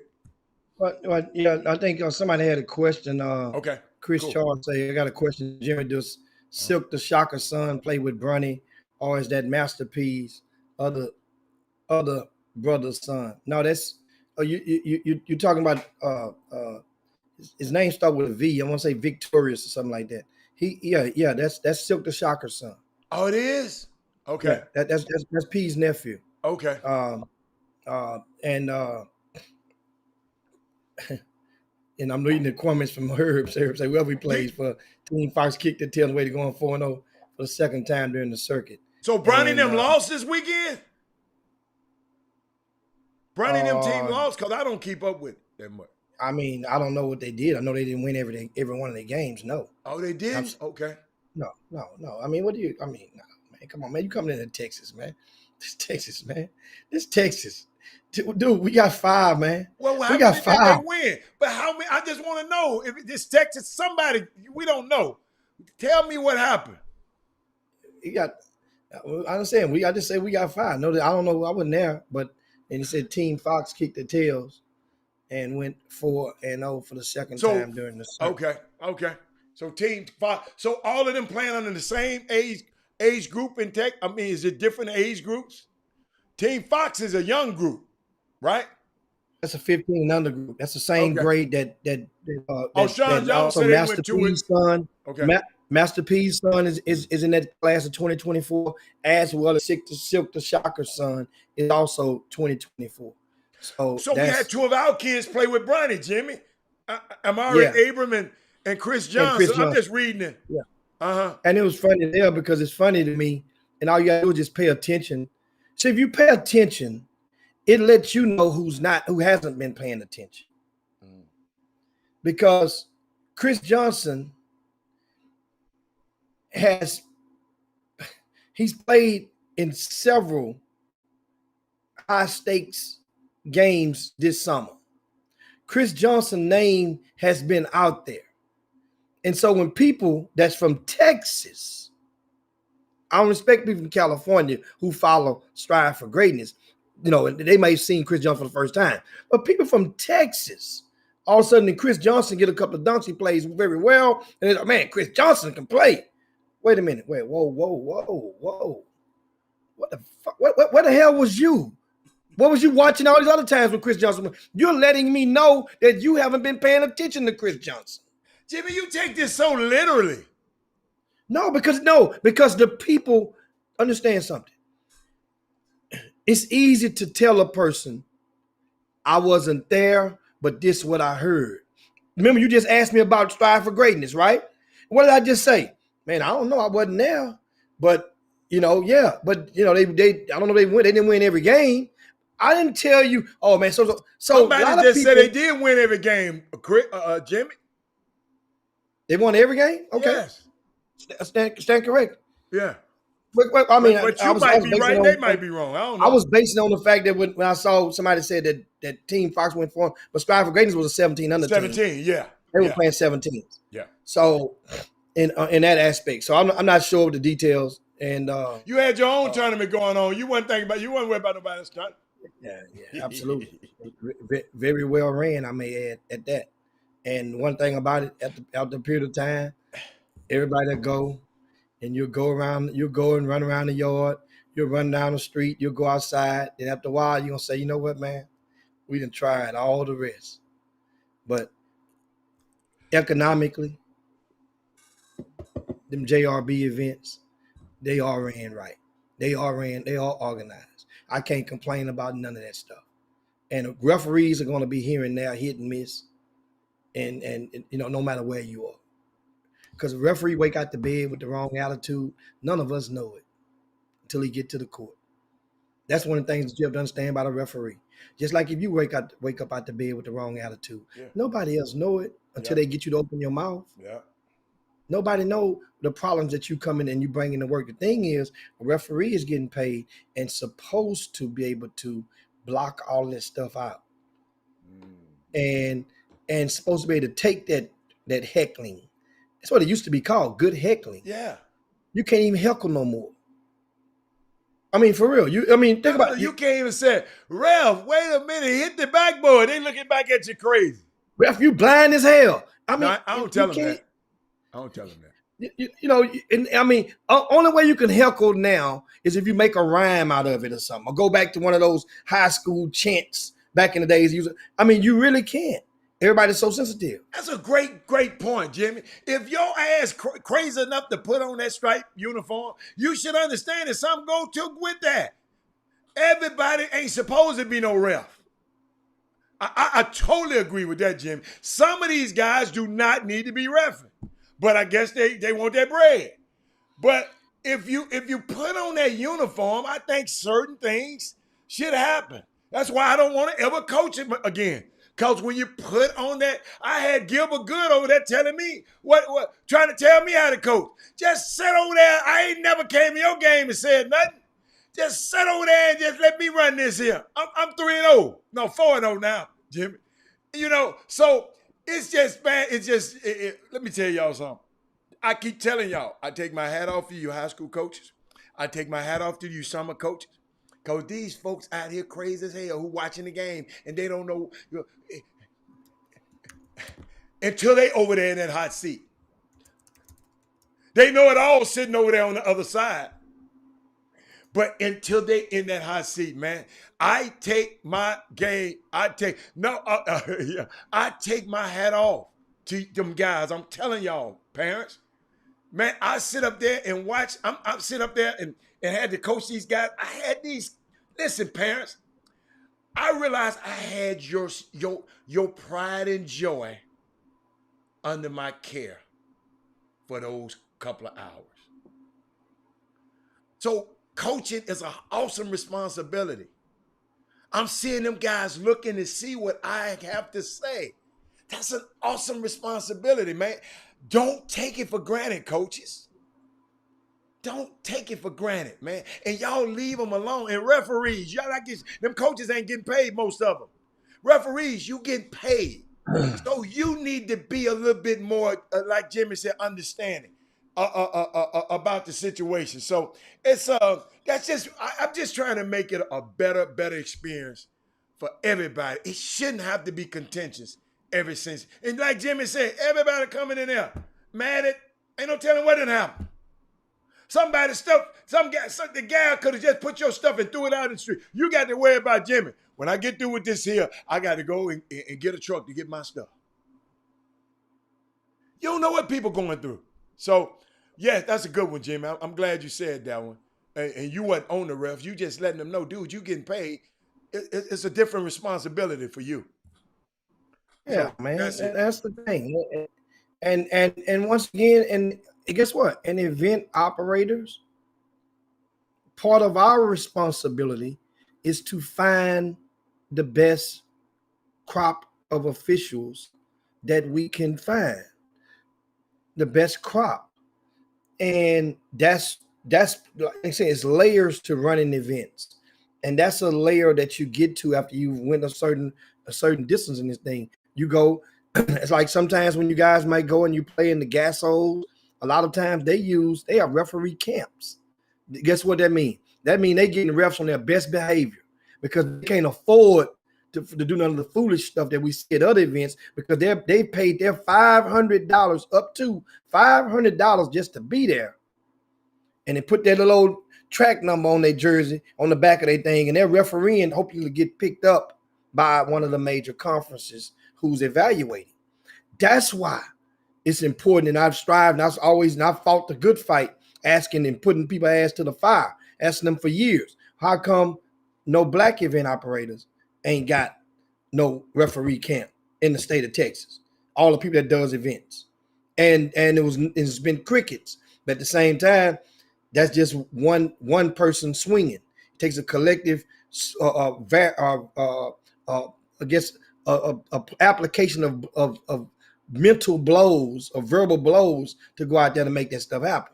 But yeah, man, don't get sensitive on that. That's the thing. And thanks, Paul Tramble, I mentioned about the strive for greatness. They lost to the Trae Young team. Okay. You know, Okay. so I figured I remember somebody. That's why I couldn't. I'm like, okay, well maybe they didn't. I stand corrected, but I don't stand corrected. They did. They did not win every game, Okay. and and uh and yeah, Jeffrey Day is on that spot. Shout out to G Day, and this is what I meant by that. Like he said, yeah, he said those people, the West Coast guys, were salivating over Amari Abram from Summer Creek High School and Chris Johnson over at Elkins High School, but they've been hooping that like that way before they played with Strive for Greatness. Yeah. And that's what happens though. People, and I understand that people pay attention. Yeah. You They never pay seen them. attention to when it benefits and when it's pertaining to them. But the But West if you're evaluating, you're a national evaluator. See, that's the key. If you're a national evaluator, then your ass supposed to know about him Okay. before he Gotcha. played for Strive for Greatness. Mhm. Now, if you just cover DFW, you still supposed to have known about him because he's played in your city over 5 times this summer. Okay. And he's a Okay. Derek Sherman said he won by 13. He beat him by 13. That's good. Thank you, Derek. Because I didn't keep up with none of that this weekend. Father's Day weekend this weekend. Y'all got the charges. What you Jimmy said, charge it to my head, not my heart. Angel says, be careful talking about the ref who you think gonna work the games if there's no refs. No, I'm not talking. No, we down not. No, on you them. talking about Herb was on there talking about it. That's Herb. Oh, Herb. yeah, you I know. wasn't talking down on the refs. No, I just was letting them know that was reality. You never know what's going on in their house. They supposed to leave this stuff at home or leave it in the car. That's why guys, think about it like this. When the players get ready to play in most scholastic organized sports, don't you notice that most of the players now, even the pros, they're listening to their music before. Do you understand? There's a purpose and a reason why. If women out there is watching, if you ever thought they just do it, it's a reason why they do that. It's to get them into a certain space where they are ready for battle. Some people listen to certain stuff. Some people got to listen to the hype it up music. Some people listen to whatever they listen to. You're doing that to get your mind into a certain range where you are ready for instant combat. I'll transfer it over. Same thing off the court. Take it away from sports. We can go to the church house. Do you notice? If you did not notice, and some of you guys you ought to be ashamed of yourself if you didn't, especially some of you got of the cloth. When you go to a Baptist church, they play a lot of praise and worship music right before the pastor get up into the podium, to the pulpit. They play. Why? Because to get you in a certain space where you will be able more applicable to receive his message. That's what that's for. They play praise where to get you fired. They never singing a slow song before the preacher preach. They're gonna have the tambourines clapping and everybody gonna be clapping. And Jimmy, there's a term for it, Jimmy. Ushering you into the presence of the Lord. They call it ushering you into the presence of the ushering you into the presence of the Lord. There you go. Then. There you go. But a lot of people, believe it or not, though, and I don't, and I'd make fun of. A lot of people may not know that. They may not realize that. They may not realize that. So that's what you get. So it's psychologically. Oh yeah. And seriously, even myself. And how to knows this little bit of things about just me. I give you guys a little piece. Every Sunday morning, just my ritual, my first piece of music is always going to be, I'm going to Pandora and I'm going to go to Shekinah Glory music station and I'm going from there. I got a lot of songs saved. I'm going to go from there. My sister, she liked the Kirk Franklin. I do the Shekinah Glory station and I rock it from there. That's my first piece of music every Sunday morning, no matter where the hell I'm at, what city I'm at. That's my first piece. Know why? It gets my mind in a certain state and I'm able to just do what I need to do by it being Sunday, and from the way that my mama tried to raise me. That's how I use words. My mama tried to raise me. something wrong with Corey, man. Corey said you listen to Kiss and Van Halen as well. Man, he talking about in this morning to usher get his mind right. And Jimmy, I love that. Everybody have their ritual on Sunday. I mean, I had a ritual every morning before I do any. When I look at y'all phone calls, I don't. Yes, you got to get right, man. You going to battle every single day. Guys like us go to battle every single day, and people don't even know it. That's why I felt for a young girl, Shakira. She said, people don't know what I go through. People don't know what I have to go through to be here on this track. Simone Biles, the stuff she had to go through just to go on this track. People, I mean, everybody got it different ways they get themselves ready for battle. Because life is, I tell everybody, be kind to everybody because everybody going through a battle. Be kind to everybody because everybody, even the guy on the private plane going through a battle. He trying to figure out which one of his girlfriends trying to get him. But Jimmy, I want to ask you something before we go. Yeah. I want to ask you something. So what do you say about the person, and we've all saw that before, that when church over and you're in the parking lot and that one person get in the car and they crank that car up and they park next to you or in front of you or behind you and they crank that thing up. Don't. Yeah. I seen that a lot. This year Halloween fell on the weekend. Yeah. What do you say about that? But first? Nothing. Jimmy, ain't nothing you can say. They said they done had their word. Now they finna go. I done had enough word. Now I can go combat this devil. Let me put the devil's music on now. Let me put this music on. They say Jimmy, you got to understand. Music, people don't understand music, man. When somebody was telling me that, they said music, when I went over in Africa, Jimmy, when they be playing that music, they said music soothes the savage beast. Music can change change the way you feel about everything. You hear the right song, you might want to kiss on one of them girls' neck. You hear this song, you might want to dance.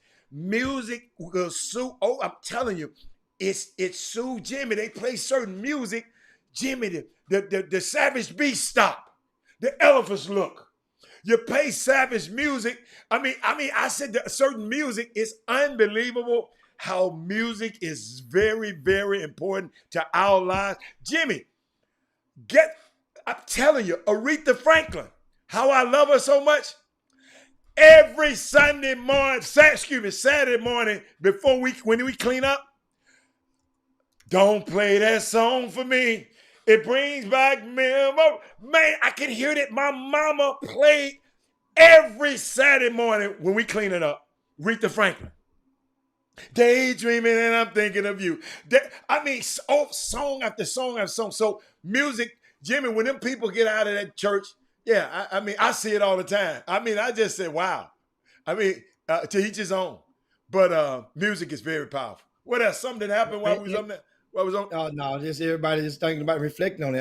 It goes, but at the end of it, a lot of people, I was taught to not have my radio up. Wow. When you pull on the church ground. I was taught that. That's good. So that means the person, if they crank the car up, I don't damn what they're listening to. That means whatever, and the music immediately blares. That means that's how they probably rolled up into the parking lot. Not necessarily blaring with it beating in the trunk, but at a volume where it can without the circumference or the parameters of the vehicle. Right. I was taught that. Yeah, everybody wasn't taught that. Certain thing that we were taught back in the days ain't being taught and installed.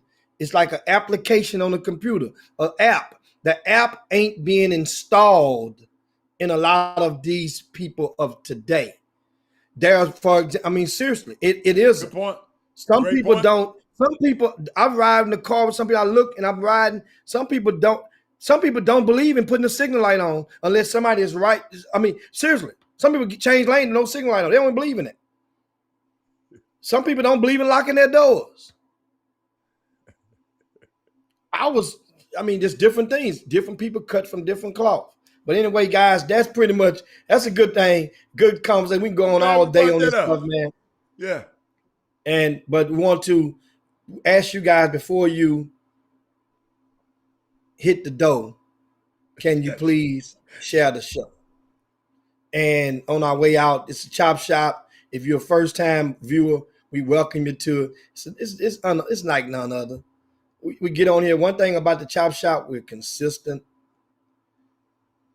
Monday through Thursday, 12 to 2.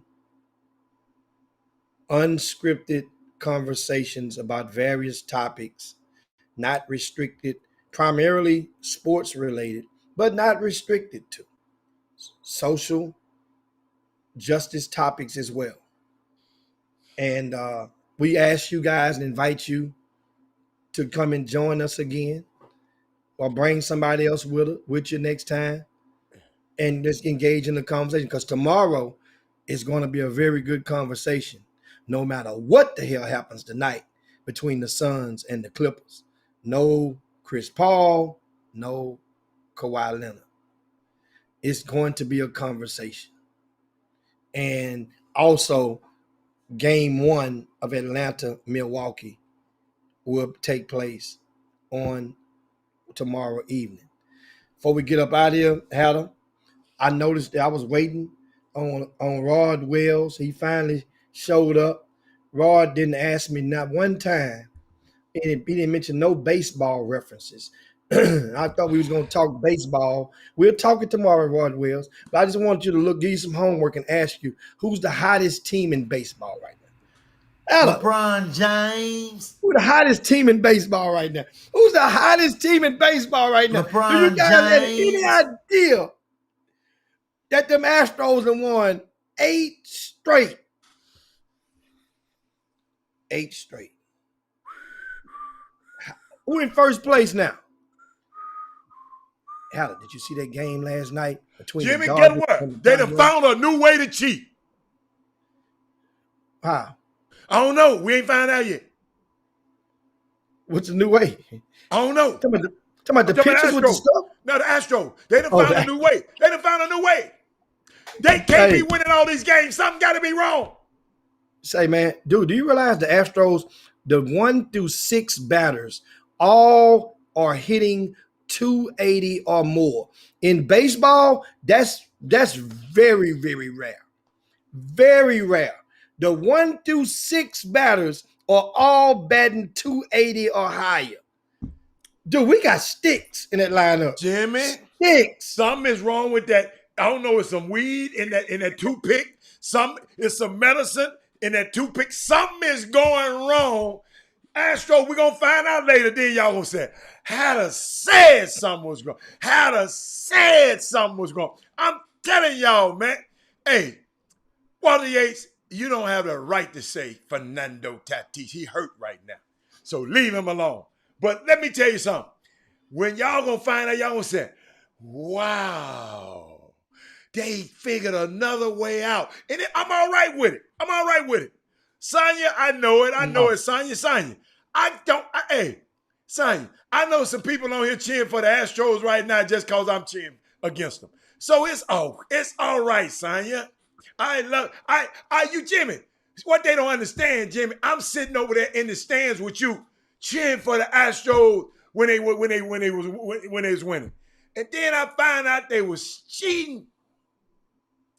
I still like them, but I still want to go against them. But let me tell y'all something when I'm coming back. When Verlander get back, I done told y'all, if Verlander ain't pitching, I don't like y'all no more until the V-Man get back. How about that? Yeah, and of course, once again, make sure that we mentioned the Dodgers and Padres. I watched a couple innings of that game last night. The Tatis Manny play. Machado, he hit a 3-1 homer. Padres won. It was a late game. It was on ESPN. It was a late game. Did Tatis play last night? I missed it. Yeah, he played last night. What'd he do? Manny Machado was the one that was the man I of the hour. don't care nothing about Machado. I care about Fernando.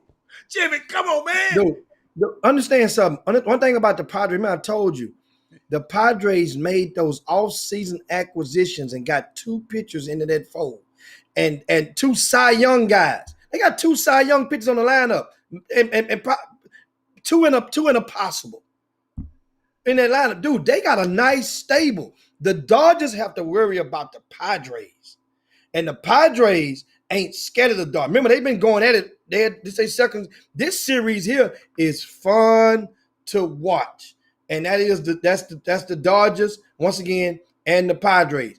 Kershaw is on the mound today, and that game once again. It's a 9 o'clock first pitch. Guess what? Blake Snell is on the mound for the Padres. Blake Snell Blake Snell done played in the World Series. Blake Snell is I mean, this is a serious series. They ain't scared of each other. They down and guess what? I love it. But meanwhile, Astros will be going for 9 straight tonight. Who they play tonight? Baltimore. See, I like players. I don't know nobody on Baltimore team. That's the team that Cal Ripken Jr. played. I know Baltimore. A beautiful stadium. I've been in the stadium. Jimmy, the stadium Camping is right York. in the middle of the ghetto. I mean, in the middle of the stadium, downtown. Yeah, nice. Nice stadium. So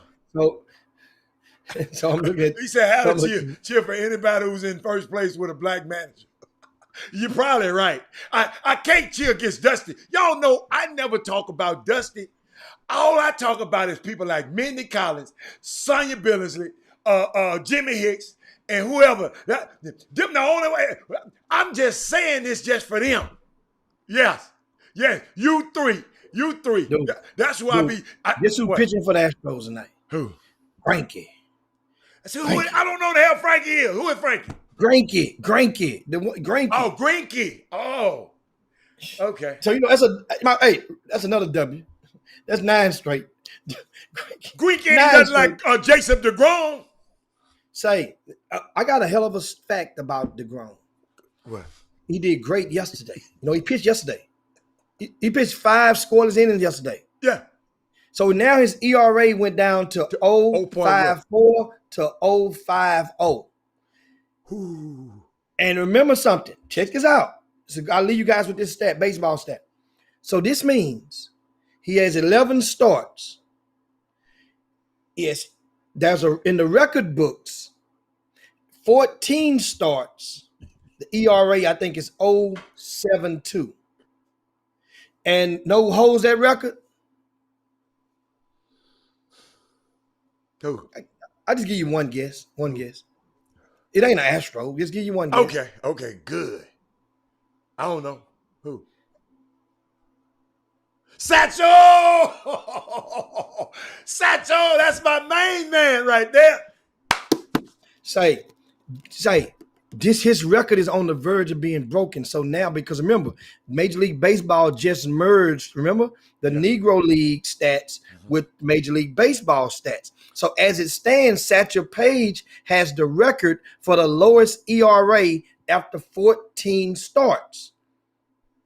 So DeGrom, hey, you're doing great. The Mets are in first place. I feel you, brother, but I'm rooting for you to get rocked next time you pitch. I ain't gonna even lie to you. I'm rooting for you to get rocked. I want Satchel Paige stuff to do. You can't have Satchel Paige get into the major league, to the record books with the Major League Baseball and get bumped on the very first year. Oh no, we gotta sit there for a while. We gotta simmer in that record. We gotta marinate in that record. We gotta put it in the oven, put some aluminum foil over that record, and let it just sit up in there. Matter of fact, let it just sit overnight in the refrigerator in that record. Satchel Paige with the Kansas City Monarchs, baby, back in 1944. That's when he broke, when he had a 0.72 ERA after 14 starts. Take that, Rod Wells. So now, Baltimore's in last place. It ain't our fault Baltimore in last place. It ain't our fault. So you finna brag about them whooping up on Baltimore. Thank you, Rod Wells. It ain't our fault what place they in. We didn't ask. Hey, I'm gonna quote Mr. Katie on that one. We don't pick them. We just get them. Anyway, guys, it's time to slide down Dino's back and y'all do this thing on this Tuesday, man. Thanks so much for you guys chiming in. Thanks so much for those that gave us thumbs up on YouTube. And also share the show on the Facebook feed, man. We appreciate everything. Make sure, once again, share the show on the way out the door. For Robert Haller, this Jim Hicks. Peace. We up out here. Chop shop. Jim Hicks. Rob Hatter. You are now tuned in to the Chop Shop. I'm Retro. Let's get it. We in the Chop Shop. We live in the Chop Shop. We talking sports talk. We live in the Chop Shop. We in the Chop Shop. I'm talking sports talk. So turn your dials up. It's live in the Chop Shop. We in the Chop Shop. We live in the Chop Shop. We talking sports talk. We live in the Chop Shop.